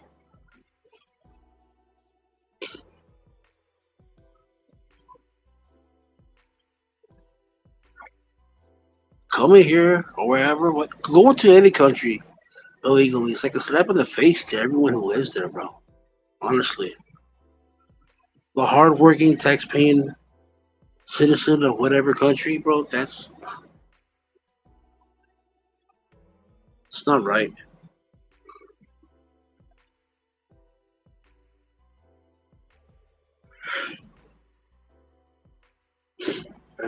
No, what do I know?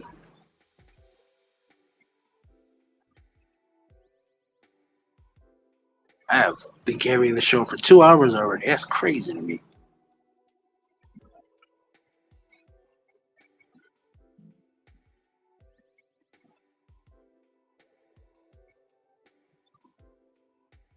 I goes for anybody. I don't care what race you are, religion, yada yada. They said in the bullshit third. Well, just go through the process. If you ain't accepting, then just go somewhere else or go back.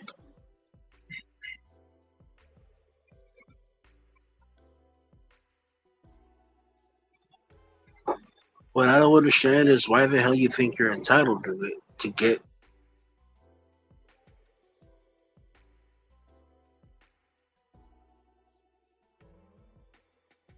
Feeling it. My shoulders and back. I feel very look my strong, look my strong, look my strong.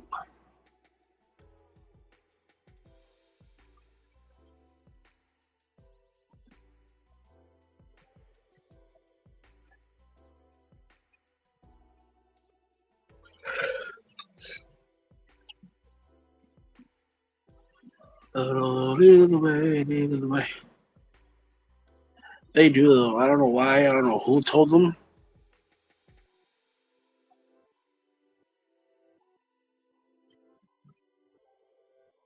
And what makes it weird, bro? What makes it weird? Like, here's the for me. It's one of those things where I don't know what the right term for it is. Just grinds my gears. Is when those people come over, right? And for some odd reason, they don't even fly this country's flag. It's like, yo, you obviously left because there's nothing there where you were at. And you said, nah, hell not, to hell with this. I'm going over here where everything is at. But you still have the gall to fly the other country's flag. That's the kicker to me.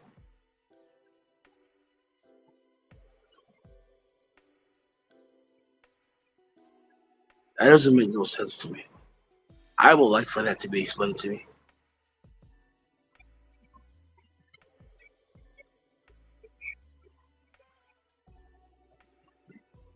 I'm one of the type of Americans where it's like America first and it's America only. If I was born in the other country, then I would care about that country's problems. But I wasn't. I was born here. Gratefully.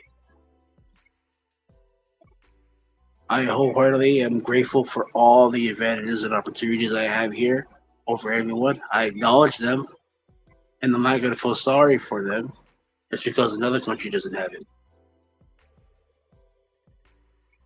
Under no context, pretenses, or anything will I ever concede to feeling sorry or feeling bad or should I feel this, should I feel that for being born here and for you being born there. That's your parents' problem, not mine. Your family chose to fucking settle and stay there. At least being born over here,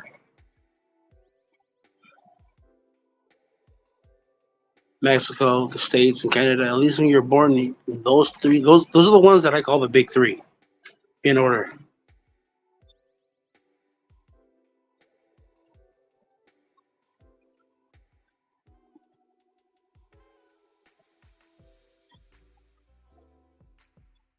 Facts.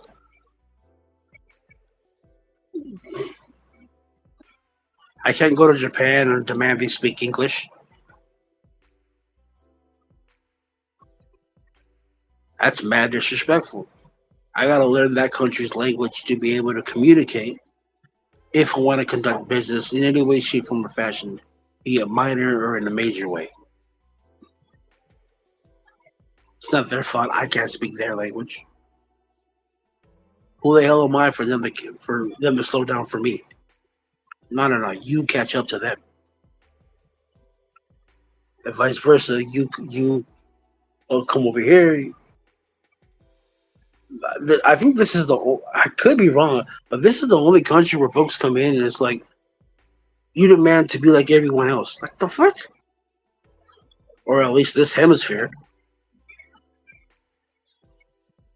That's the craziest thing to me.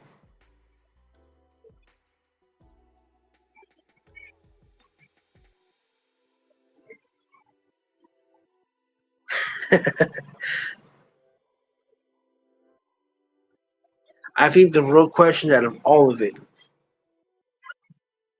I don't know, it's killing me. I think the real question is, what do I get? What's the reciprocation? What's the benefit? What's the incentive for me surrendering to your country's ways, being over here? And vice versa. What does your country get from me going over there and you surrendering to my ways? I know the answer because I'm asking rhetorically. There's nothing there. There's no incentive. There's no benefit. There's no reciprocation to it. And the only reason why politicians tell you that is because they want your vote. Or they want somebody in your family who can vote. That's it and that's all. And will ever be.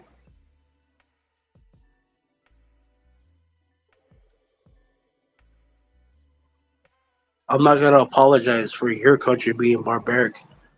uncivilized savages who act on emotion and can't control themselves. I'm not gonna feel sorry for your country's crime over there, especially when my country has nothing to do with it.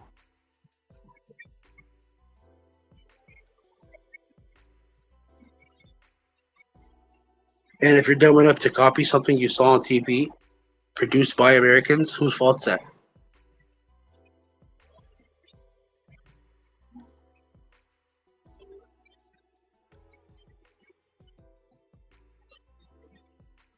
If this makes me a bad American, trust me, you've seen nothing. I've said worse.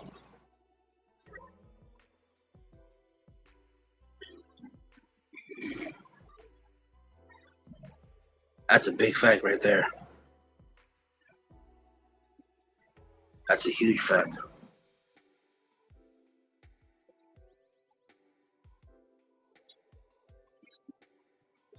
That's another reason why, even within the country, I don't believe in racial unity because I don't know what the hell the next person's about.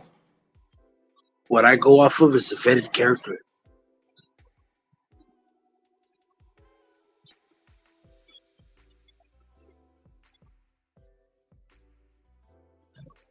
The big reason why is a lot of people who pretend is that's because they look like me or I look like them or this and the third. That for somehow there's something that bonds us. There really isn't. I don't know you. I've never met you. I don't know what your life experience is like. You don't know mine.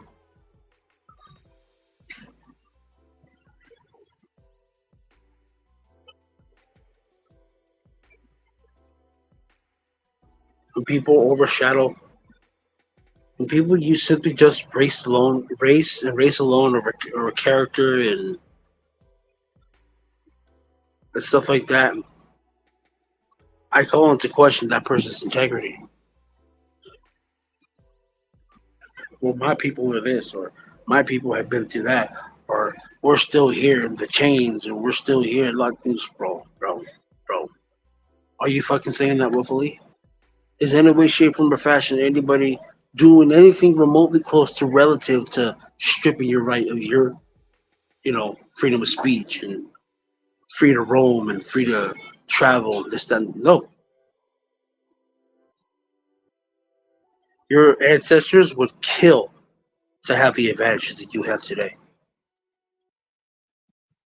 To go out of your way to waste it, that shit's annoying as hell to me.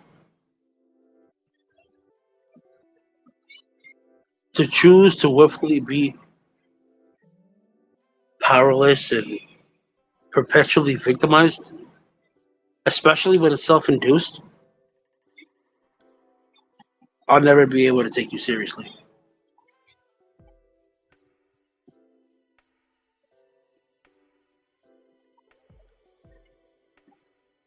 Not saying this, and then with that said, I'm not being naive either. I'm not saying that you're suddenly complaining about something and all of a sudden the government's good. But no. I'm not saying that.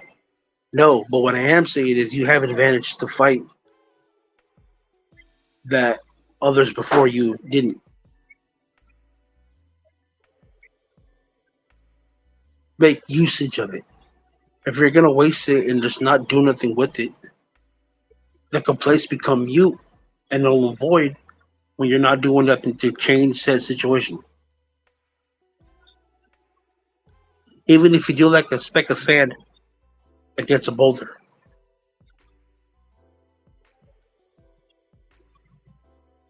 Do something. Be able to look back and say, you know what, I tried. To just post complaints online, you're not doing nothing. The system that you're calling is evil. The system that you're calling evil isn't going to suddenly feel bad because you posted a 3-second video of a tear in your face and a caption on the video. What's worse with it is there's so much people who enable that shit.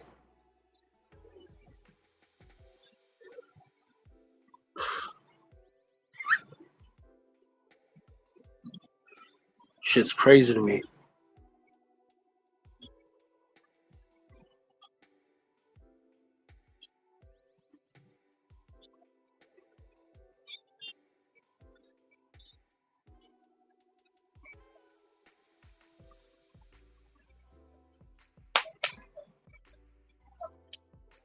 Personally, for me, if you know what you're up against, you should calculate your moves.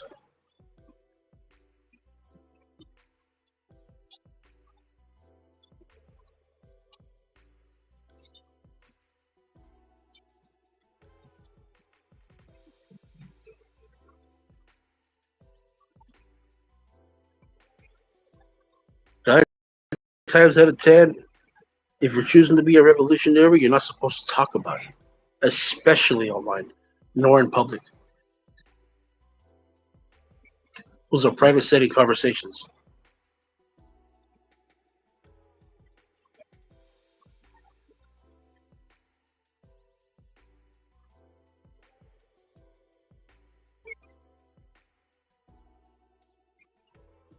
Because you're purposely pointing a target on you that will conduct you to move at even a slower pace than you'd hope to imagine.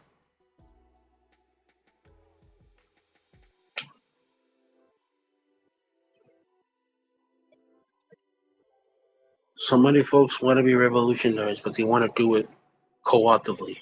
Shit's stupid. So many folks want a civil war, but there's nobody in shape.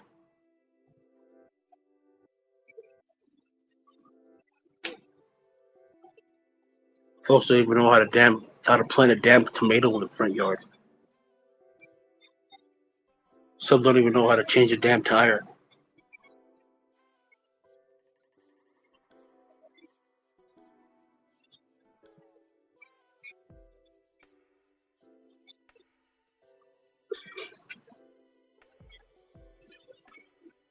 Which is why I hardly take complaints about a lot of things with like a grain of salt and just move on.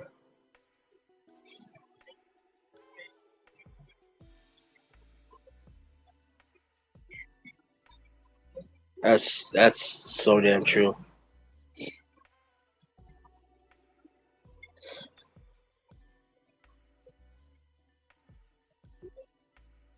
If you're in a war, I promise you, more than anything ever, that this will be a perpetual truth, and it will be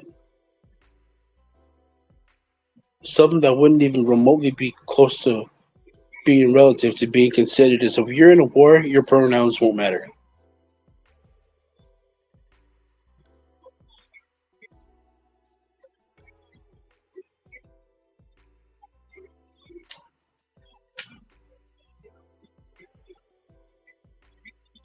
For so many reasons. For so many reasons.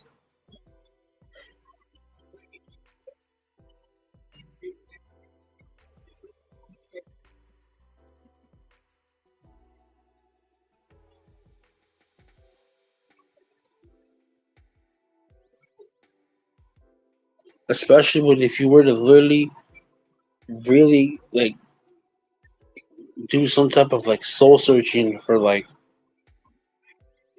a real rabbit hole digging down deep into what war really is. It's a huge racket.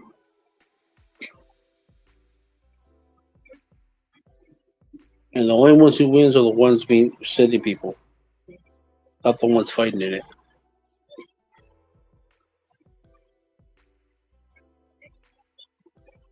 There's that aspect, and then there's another one too where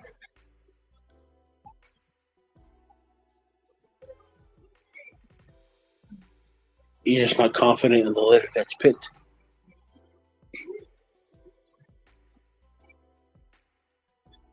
Actually scared for them. Shouldn't live in fear. I understand that, but it's an ever growing reality. For so many reasons as to why.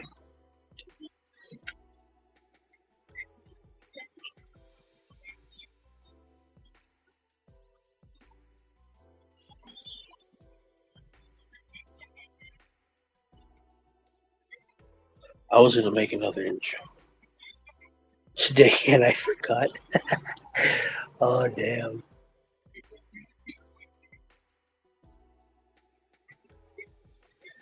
But throwing a curveball in the conversation before it gets so dark and gloomy and wah. How was your guys' day today? Man, I gotta fix the way I talk.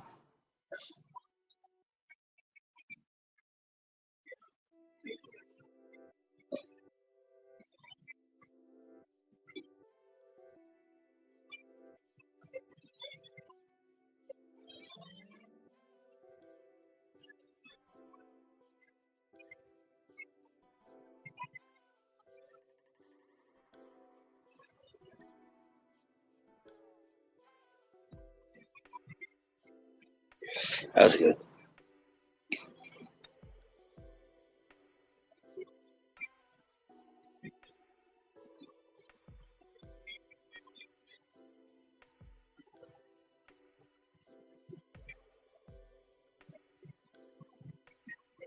I appreciate that. I understand it's not at the pace of like, you know, he's a witch doctor and Fatty and them, but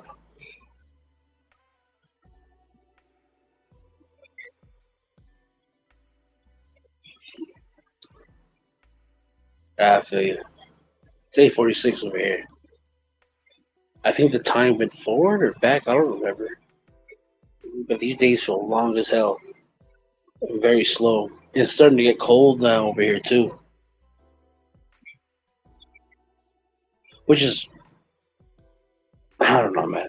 I go back and forth on what type of weather I like most. I say fall a lot, but honestly, spring's my favorite. The grass is green, sky's the brightest. Second is fall. Spring and fall are my two favorite seasons.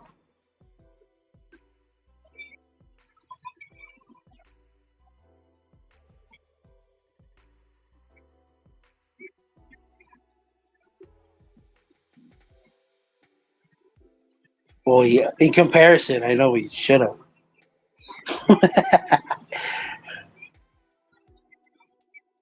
The closest it's got to look like that is it's hailed before. Man, if it snowed over here, well, I tell myself it would be cool, but I don't trust the people around me. I hardly trust them to drive and fucking.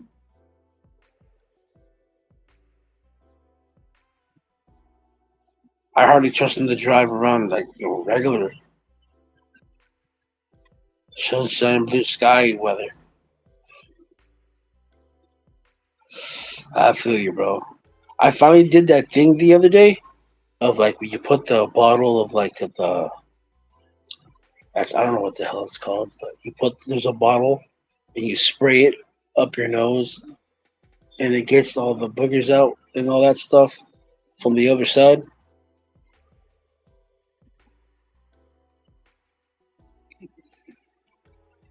I think the coldest it's gotten over here was like 42. 42? 38 to 42. The thing is with my body is I adapt to weather fast. A city might be very hot or very cold for me, but say I'm there for a couple of weeks or so. My body will adapt by the third day.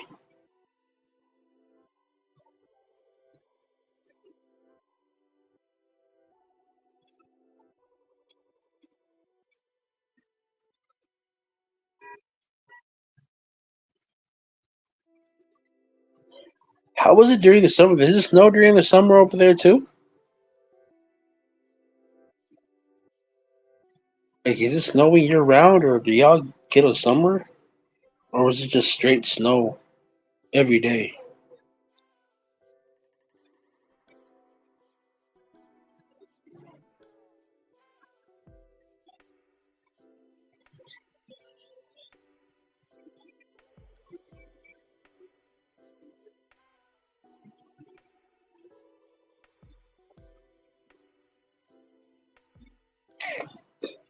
What the hell happened to the music?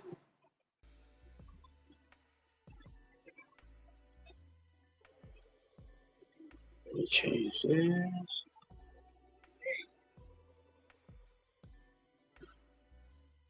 Microphone test 1, 2. What is this?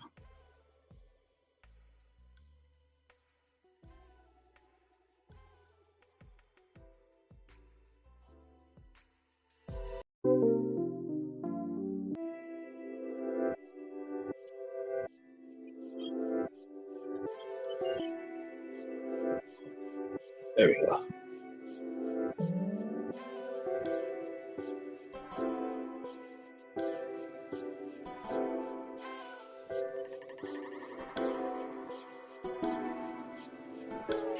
Y'all get your statistic summer? That's crazy.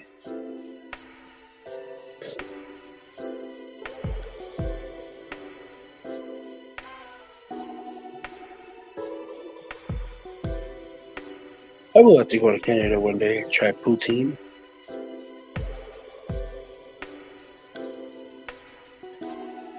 How do you make? Do you know how to make poutine? Is it really just mashed potatoes and fries and gravy, or is that something else?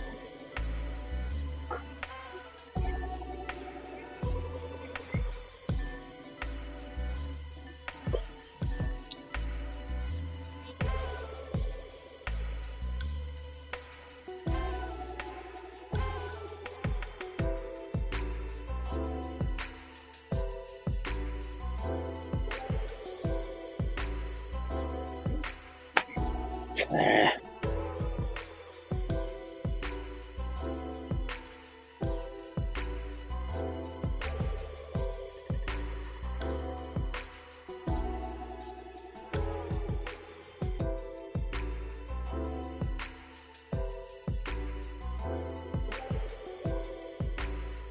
Fried cheekers, bro. Oh, okay. What are cheese curds? That doesn't sound too pleasant. That sounds like cheese took a poop.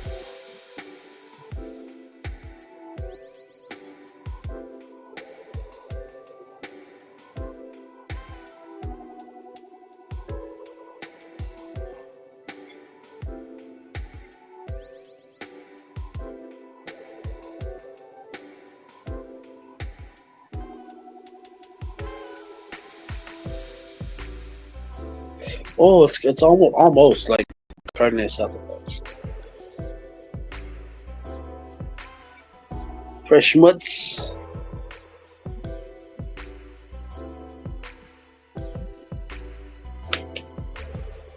It's almost like a salad. Yeah, French fries and stuff you would put in a taco, like carne asada, guacamole, cheese.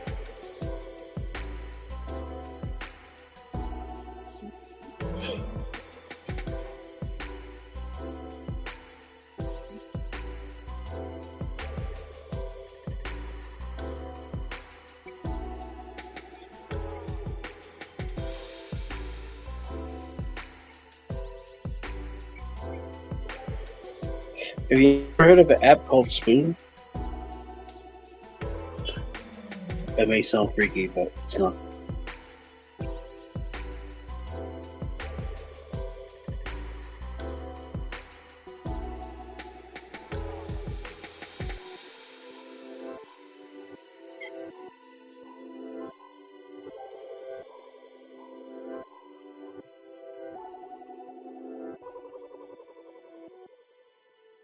It was like a podcast app.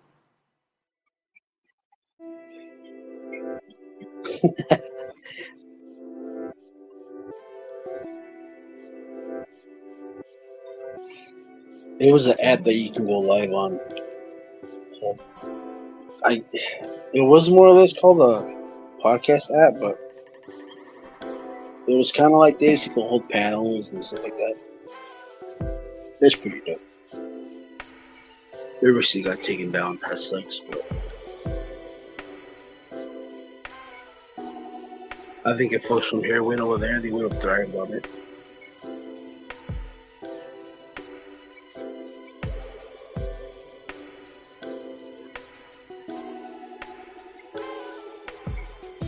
What y'all doing this weekend? What's today? Wednesday? What y'all got planned for the weekend? I honestly never know until the time arrives.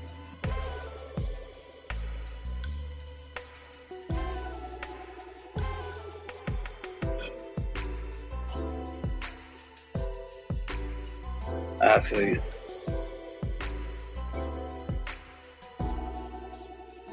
Nah, that got canceled, I heard. That's what the running theme was when I asked around.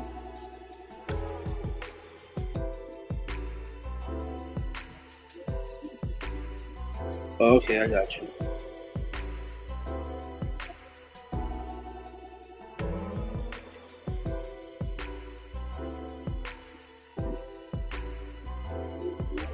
Dun, dun.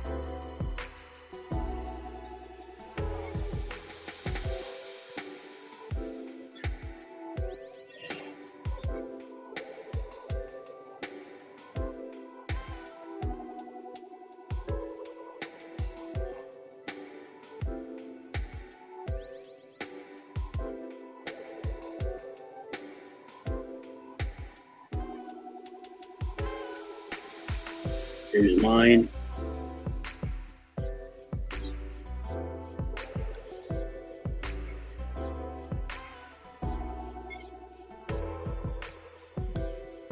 Oh damn, bro. Such a chicken shit.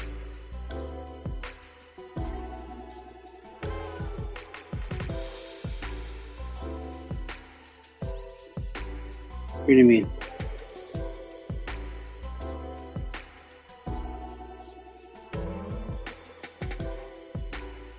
Stuck in my past, about to relapse. I keep going back to you. I try to refrain, it sounds sweet and savory. I can't go back to. Oh my god! I thought I did.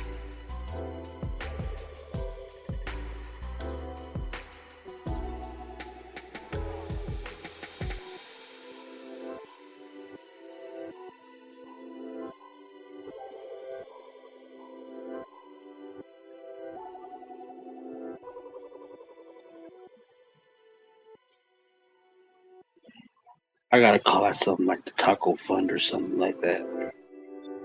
Fatty has the Hamburger Fund. DJ Wish Doctor got the ramen noodle. I gotta call my something else and create a clip for it. I'm not there yet, but I'm getting organized.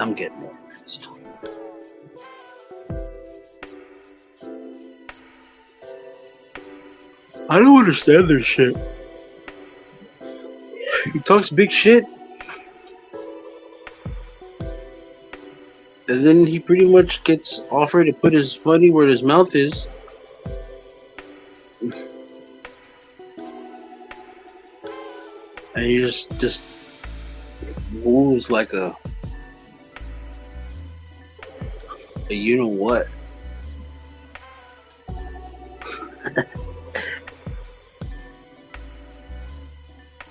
A poutine fun. That's a good one. I think once I'm done with this, I'm gonna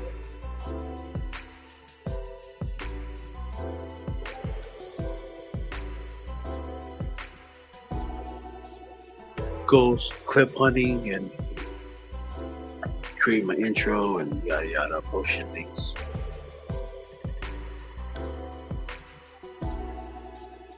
React to a couple of videos, but I don't know if I'll get in trouble for it or not.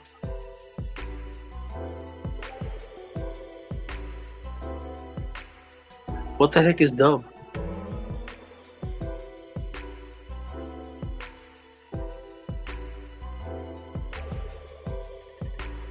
Oh.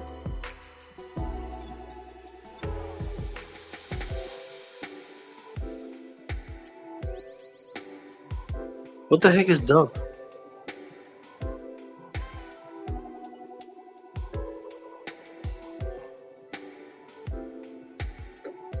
Oh, some guy on Linus's channel went up to Linus's panel using your name, bro. Did you know that?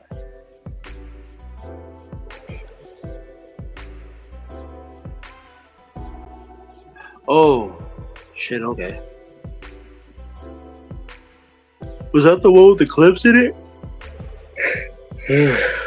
God damn, man. Stop yawning.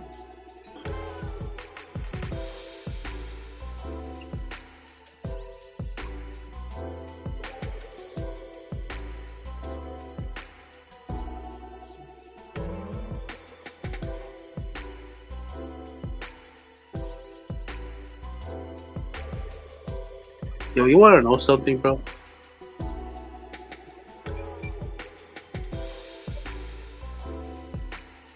Oh, okay.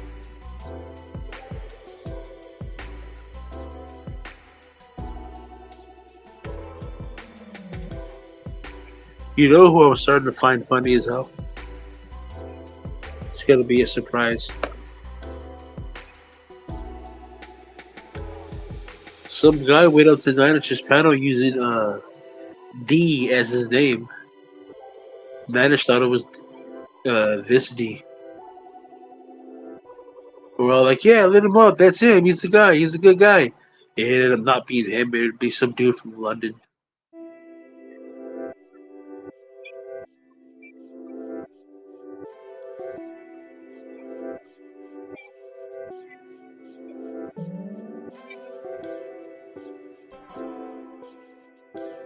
They did that shit to the combo. Yeah, a couple of days ago. We all thought it was you. Because Naya said your name. And we're all like, wait, what? And I was like, whoa, this fool's helping out on a panel. Ain't that something? We're all like, yeah, that's him. That's the guy. Let him in. Let him in. He took our advice and ended up being some stranger. We're all like, whoa, whoa. We don't know who that is.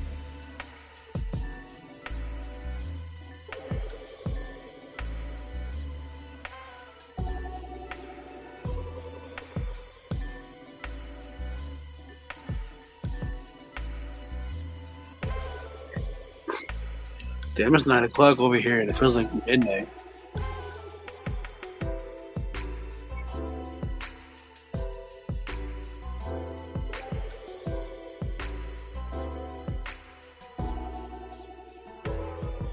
I got there at like towards the end of it. Like I got to it a little bit before it ended. I remember being on Aaron's live and he was talking about getting rid of it. I was like, at first, even when I was new there, I didn't know what the hell it was. So I don't know what the hell they were talking about as long as I go with it.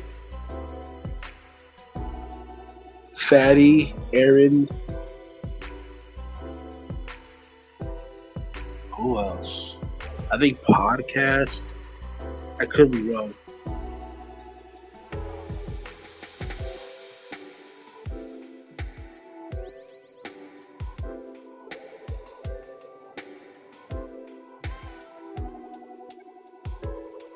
Yeah, for real?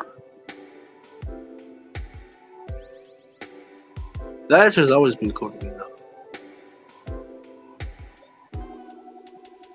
There was a time where he fucking called me out for no reason, but ultimately.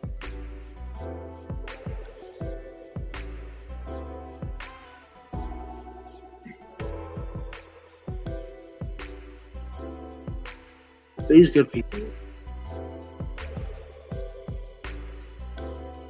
Maybe you're just tired of taking people's shit. That's probably what it is.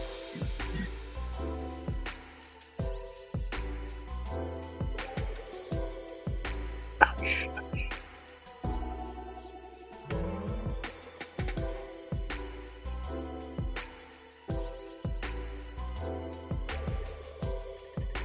Yo, karaoke idiot. What was it, last week? That shit was hilarious. I seen the clip and I just posted up the karaoke with Fanny doing the dancing. That shit was fucking funny as hell.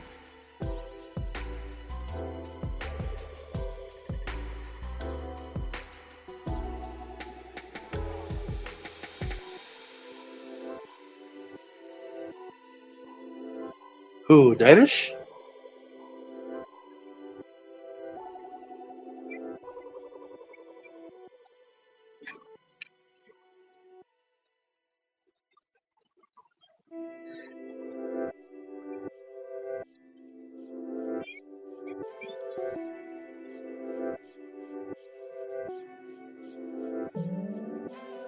He's married? I didn't know that. I mean, I knew he was married.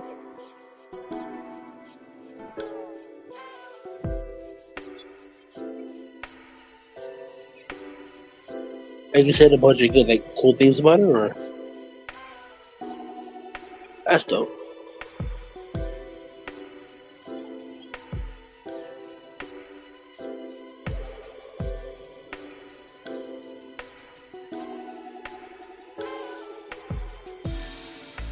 Oh, okay. I seriously don't.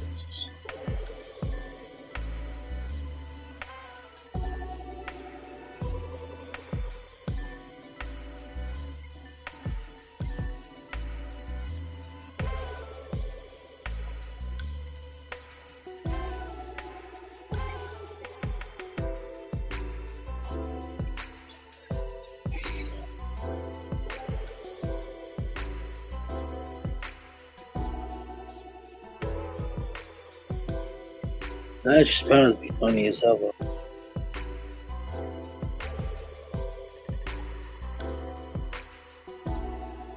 I like this little, it's funny little money clip. Thank you for the money. Yeah. That shit's funny.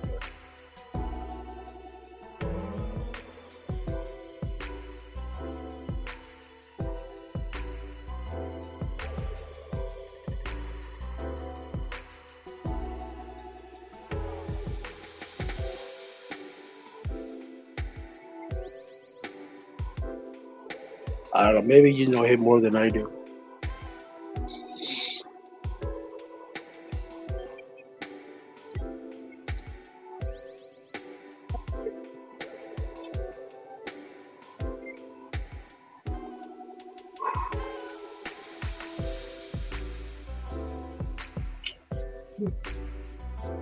I don't see what he's doing wrong, but you know him more than I do, so.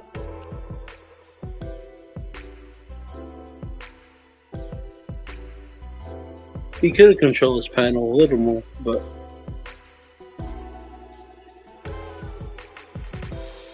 outside of that, I don't. Again, I'm going off of what I've always known about him to be.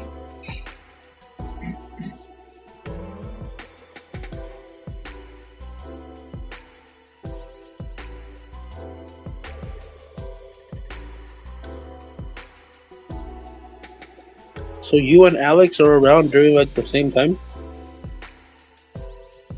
Alexandria? Or what's his name?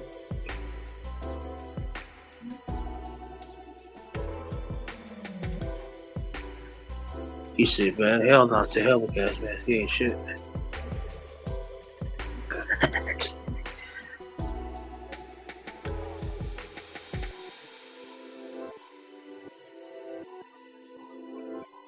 You know what I thought of doing? It's weird as hell, but I always wanted to do covers of songs.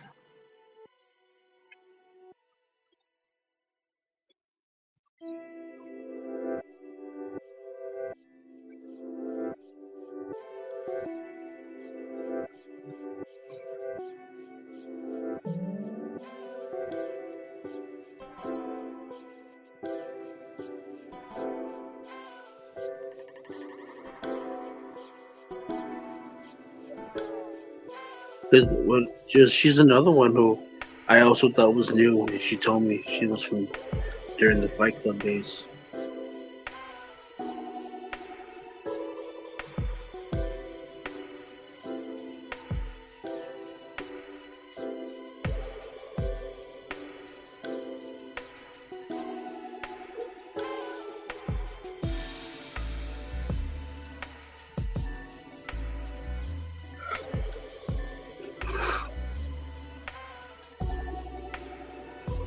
And then I asked if you were new or not, and then you told me you're from Fight Club. I'm like, God damn.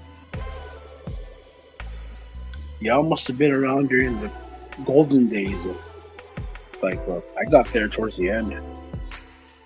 Like a little bit before it ended. Fatty was using the weird ass filters. And his talking points originally, I was like, I don't know about this guy. And randomly one day, I was scrolling and one of his lives was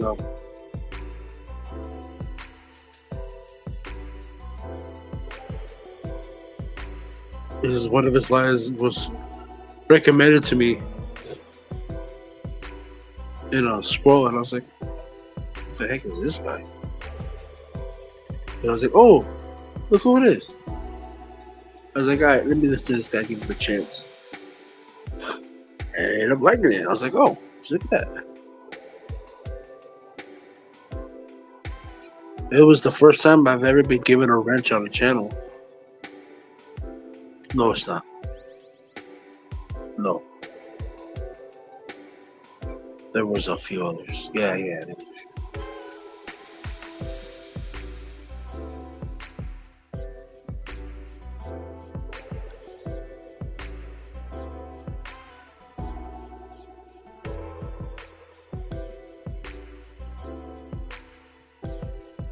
When did Fight Club start? During the lockdowns, huh?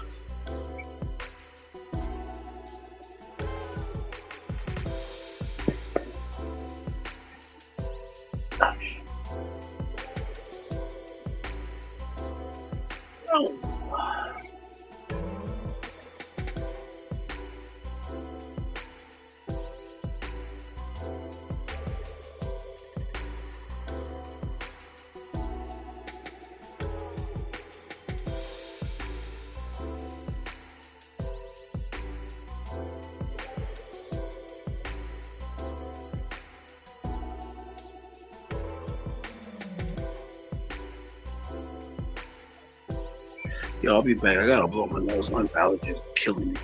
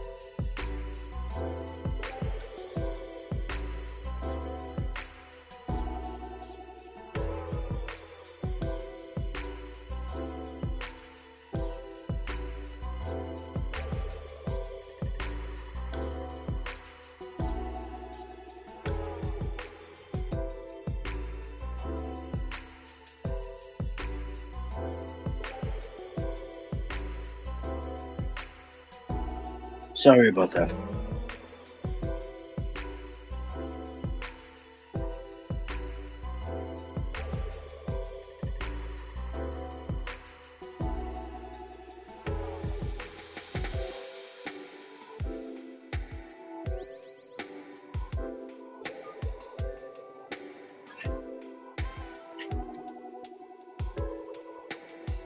Thank you for coming, Barb.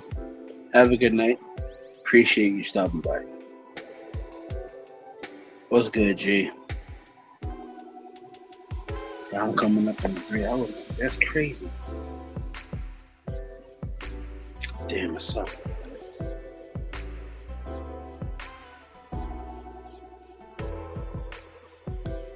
Want to see a sneak peek of a show I got coming up?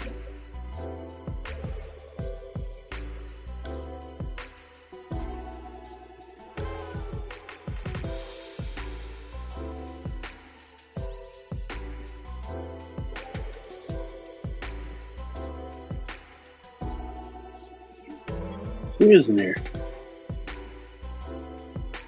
Michelle. Let me turn this off real quick.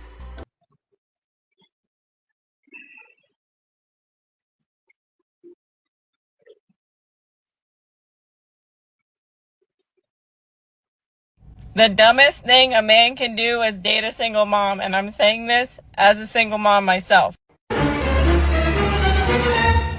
And I say this because, one, it's fucking stupid as a man to take on somebody else's kids when you don't have kids of your own. But the idea that you're gonna get emotionally attached to someone else's kids, and then if you break up, never fucking see them again, y'all are stupid. So I don't know why women get so offended when men are like, oh, I don't date single moms. Like, I totally get it as a single mom myself. There's too much risk and not enough reward. The show goes on!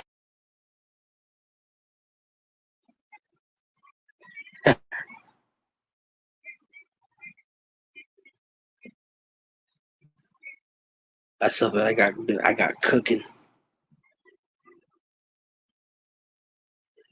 I got a couple of homies that I want on that.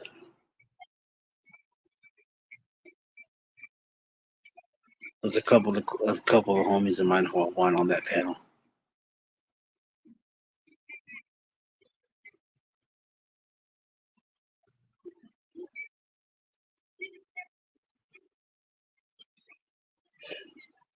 I don't know if anybody's done it or not yet, but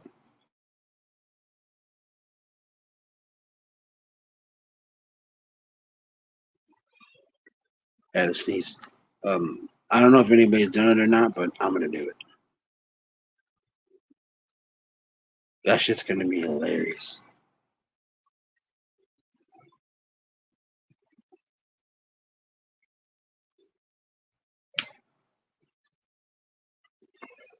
There's a couple of women who I want on it too.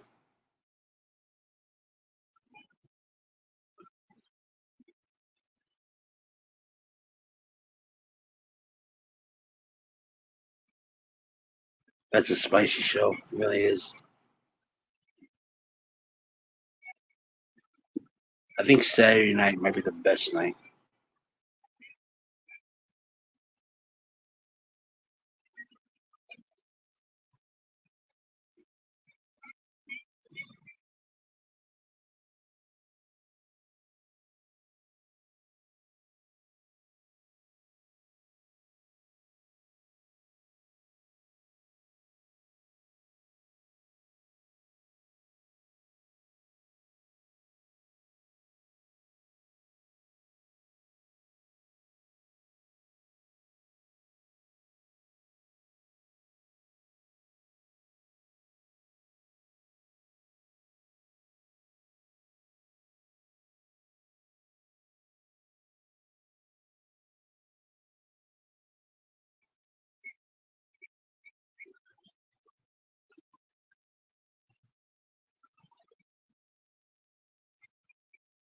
Facts. I'll have the so on setup, and you can hit the notification button on the show when I go live on it.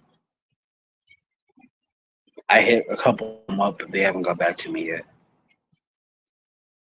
I'm gonna shoot the show idea to them and see if they like it or not. I hope they pull up. I really do. Hell yeah, bro. Hell yeah. Appreciate you.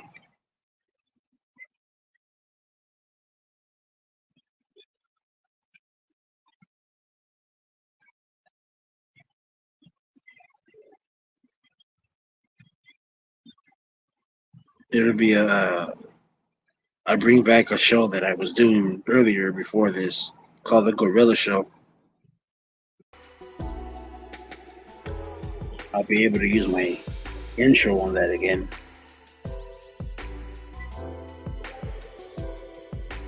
I can't wait.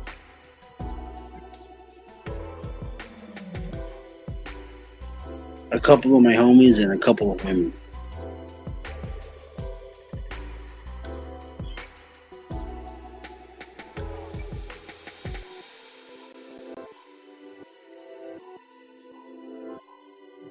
Because I do want a full show with different opinions on it. I want pushback on stuff that I say.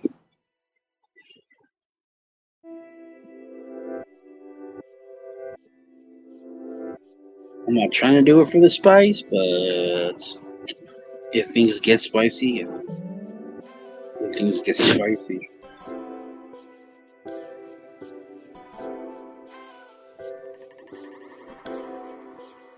But right now, I'm aiming for Saturday night. If nobody else is, if other people are alive, then it's going to be fucking hard. Like if Fatty or a Witch Doctor or Nino were alive, it's going to be hard. I may just have to commit and just do it anyway.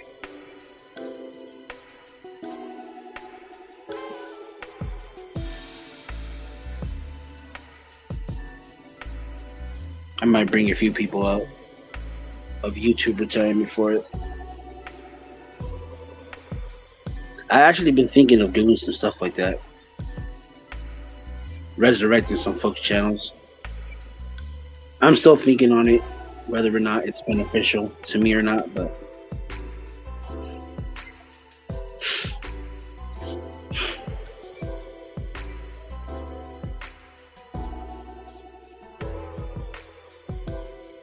I'm debating whether or not some folks should cam up or not for it, but I'll see.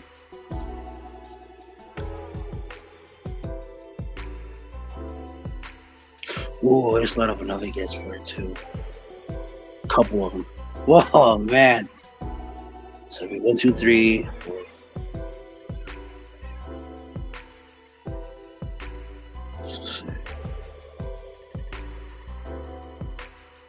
Man, that's gonna be. I'll figure out all the kinks of that after this. Oh shit! I'm coming up with the 3-hour mark. That's crazy. That's wild.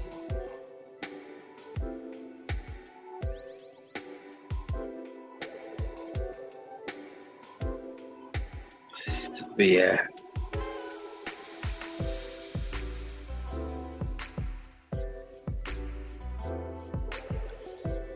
Do so much. Showing the little guy some love.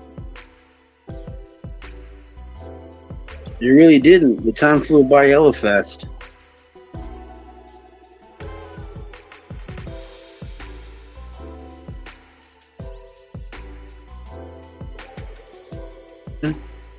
I shouldn't, because I'm low key already, used to this, and I've already cut my teeth, but I don't know what the hell or why I get them, but I just do.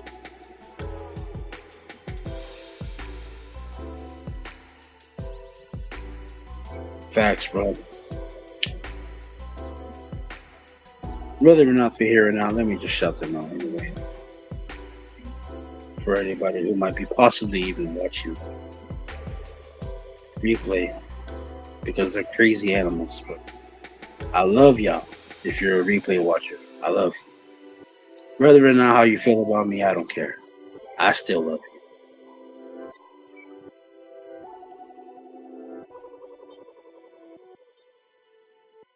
Shout out to Barb, Zyrax, The Degenerate, Smitty, Lemmy, Nikki. Shout out to all of you who came by. Honestly, thank you all for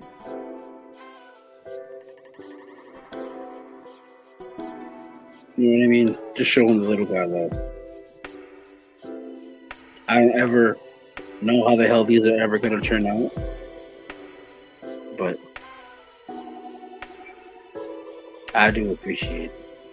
Even if it is just leaving a comment and leaving a like and leaving, watching the clouds, all that stuff, watching the replays. It's all good to me, honestly. I appreciate everybody who stopped by. I'm going to call it a night. I'm going to get some rest. Start planning and start figuring out the this and that ways of things. But I'm going to leave y'all out with this. Peace, love, God bless, and I hope for the best for all of you. I sincerely and wholeheartedly do, honestly. Much love, God bless, and I appreciate that, bro. Thank you. And Untouchables Empire, baby. We out. Peace.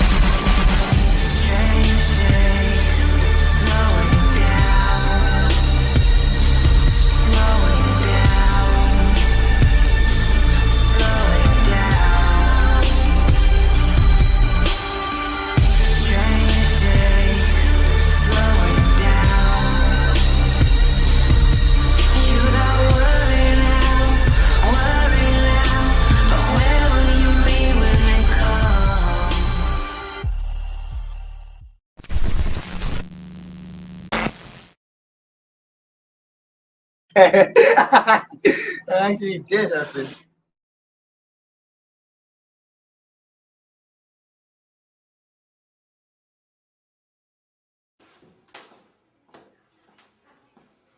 I swear, you guys always hang around too long. Seriously. Seriously. Seriously. Seriously. Seriously, what are you trying to get? What are you trying to get? Some weird footage of me doing something weird? Why do you keep watching me? Why does everybody talk to me all the time? Why can't you just leave me alone? I'm not doing anything. I did what you wanted, all right? I did everything you asked, and I didn't get shit for it. So get that camera out of my face.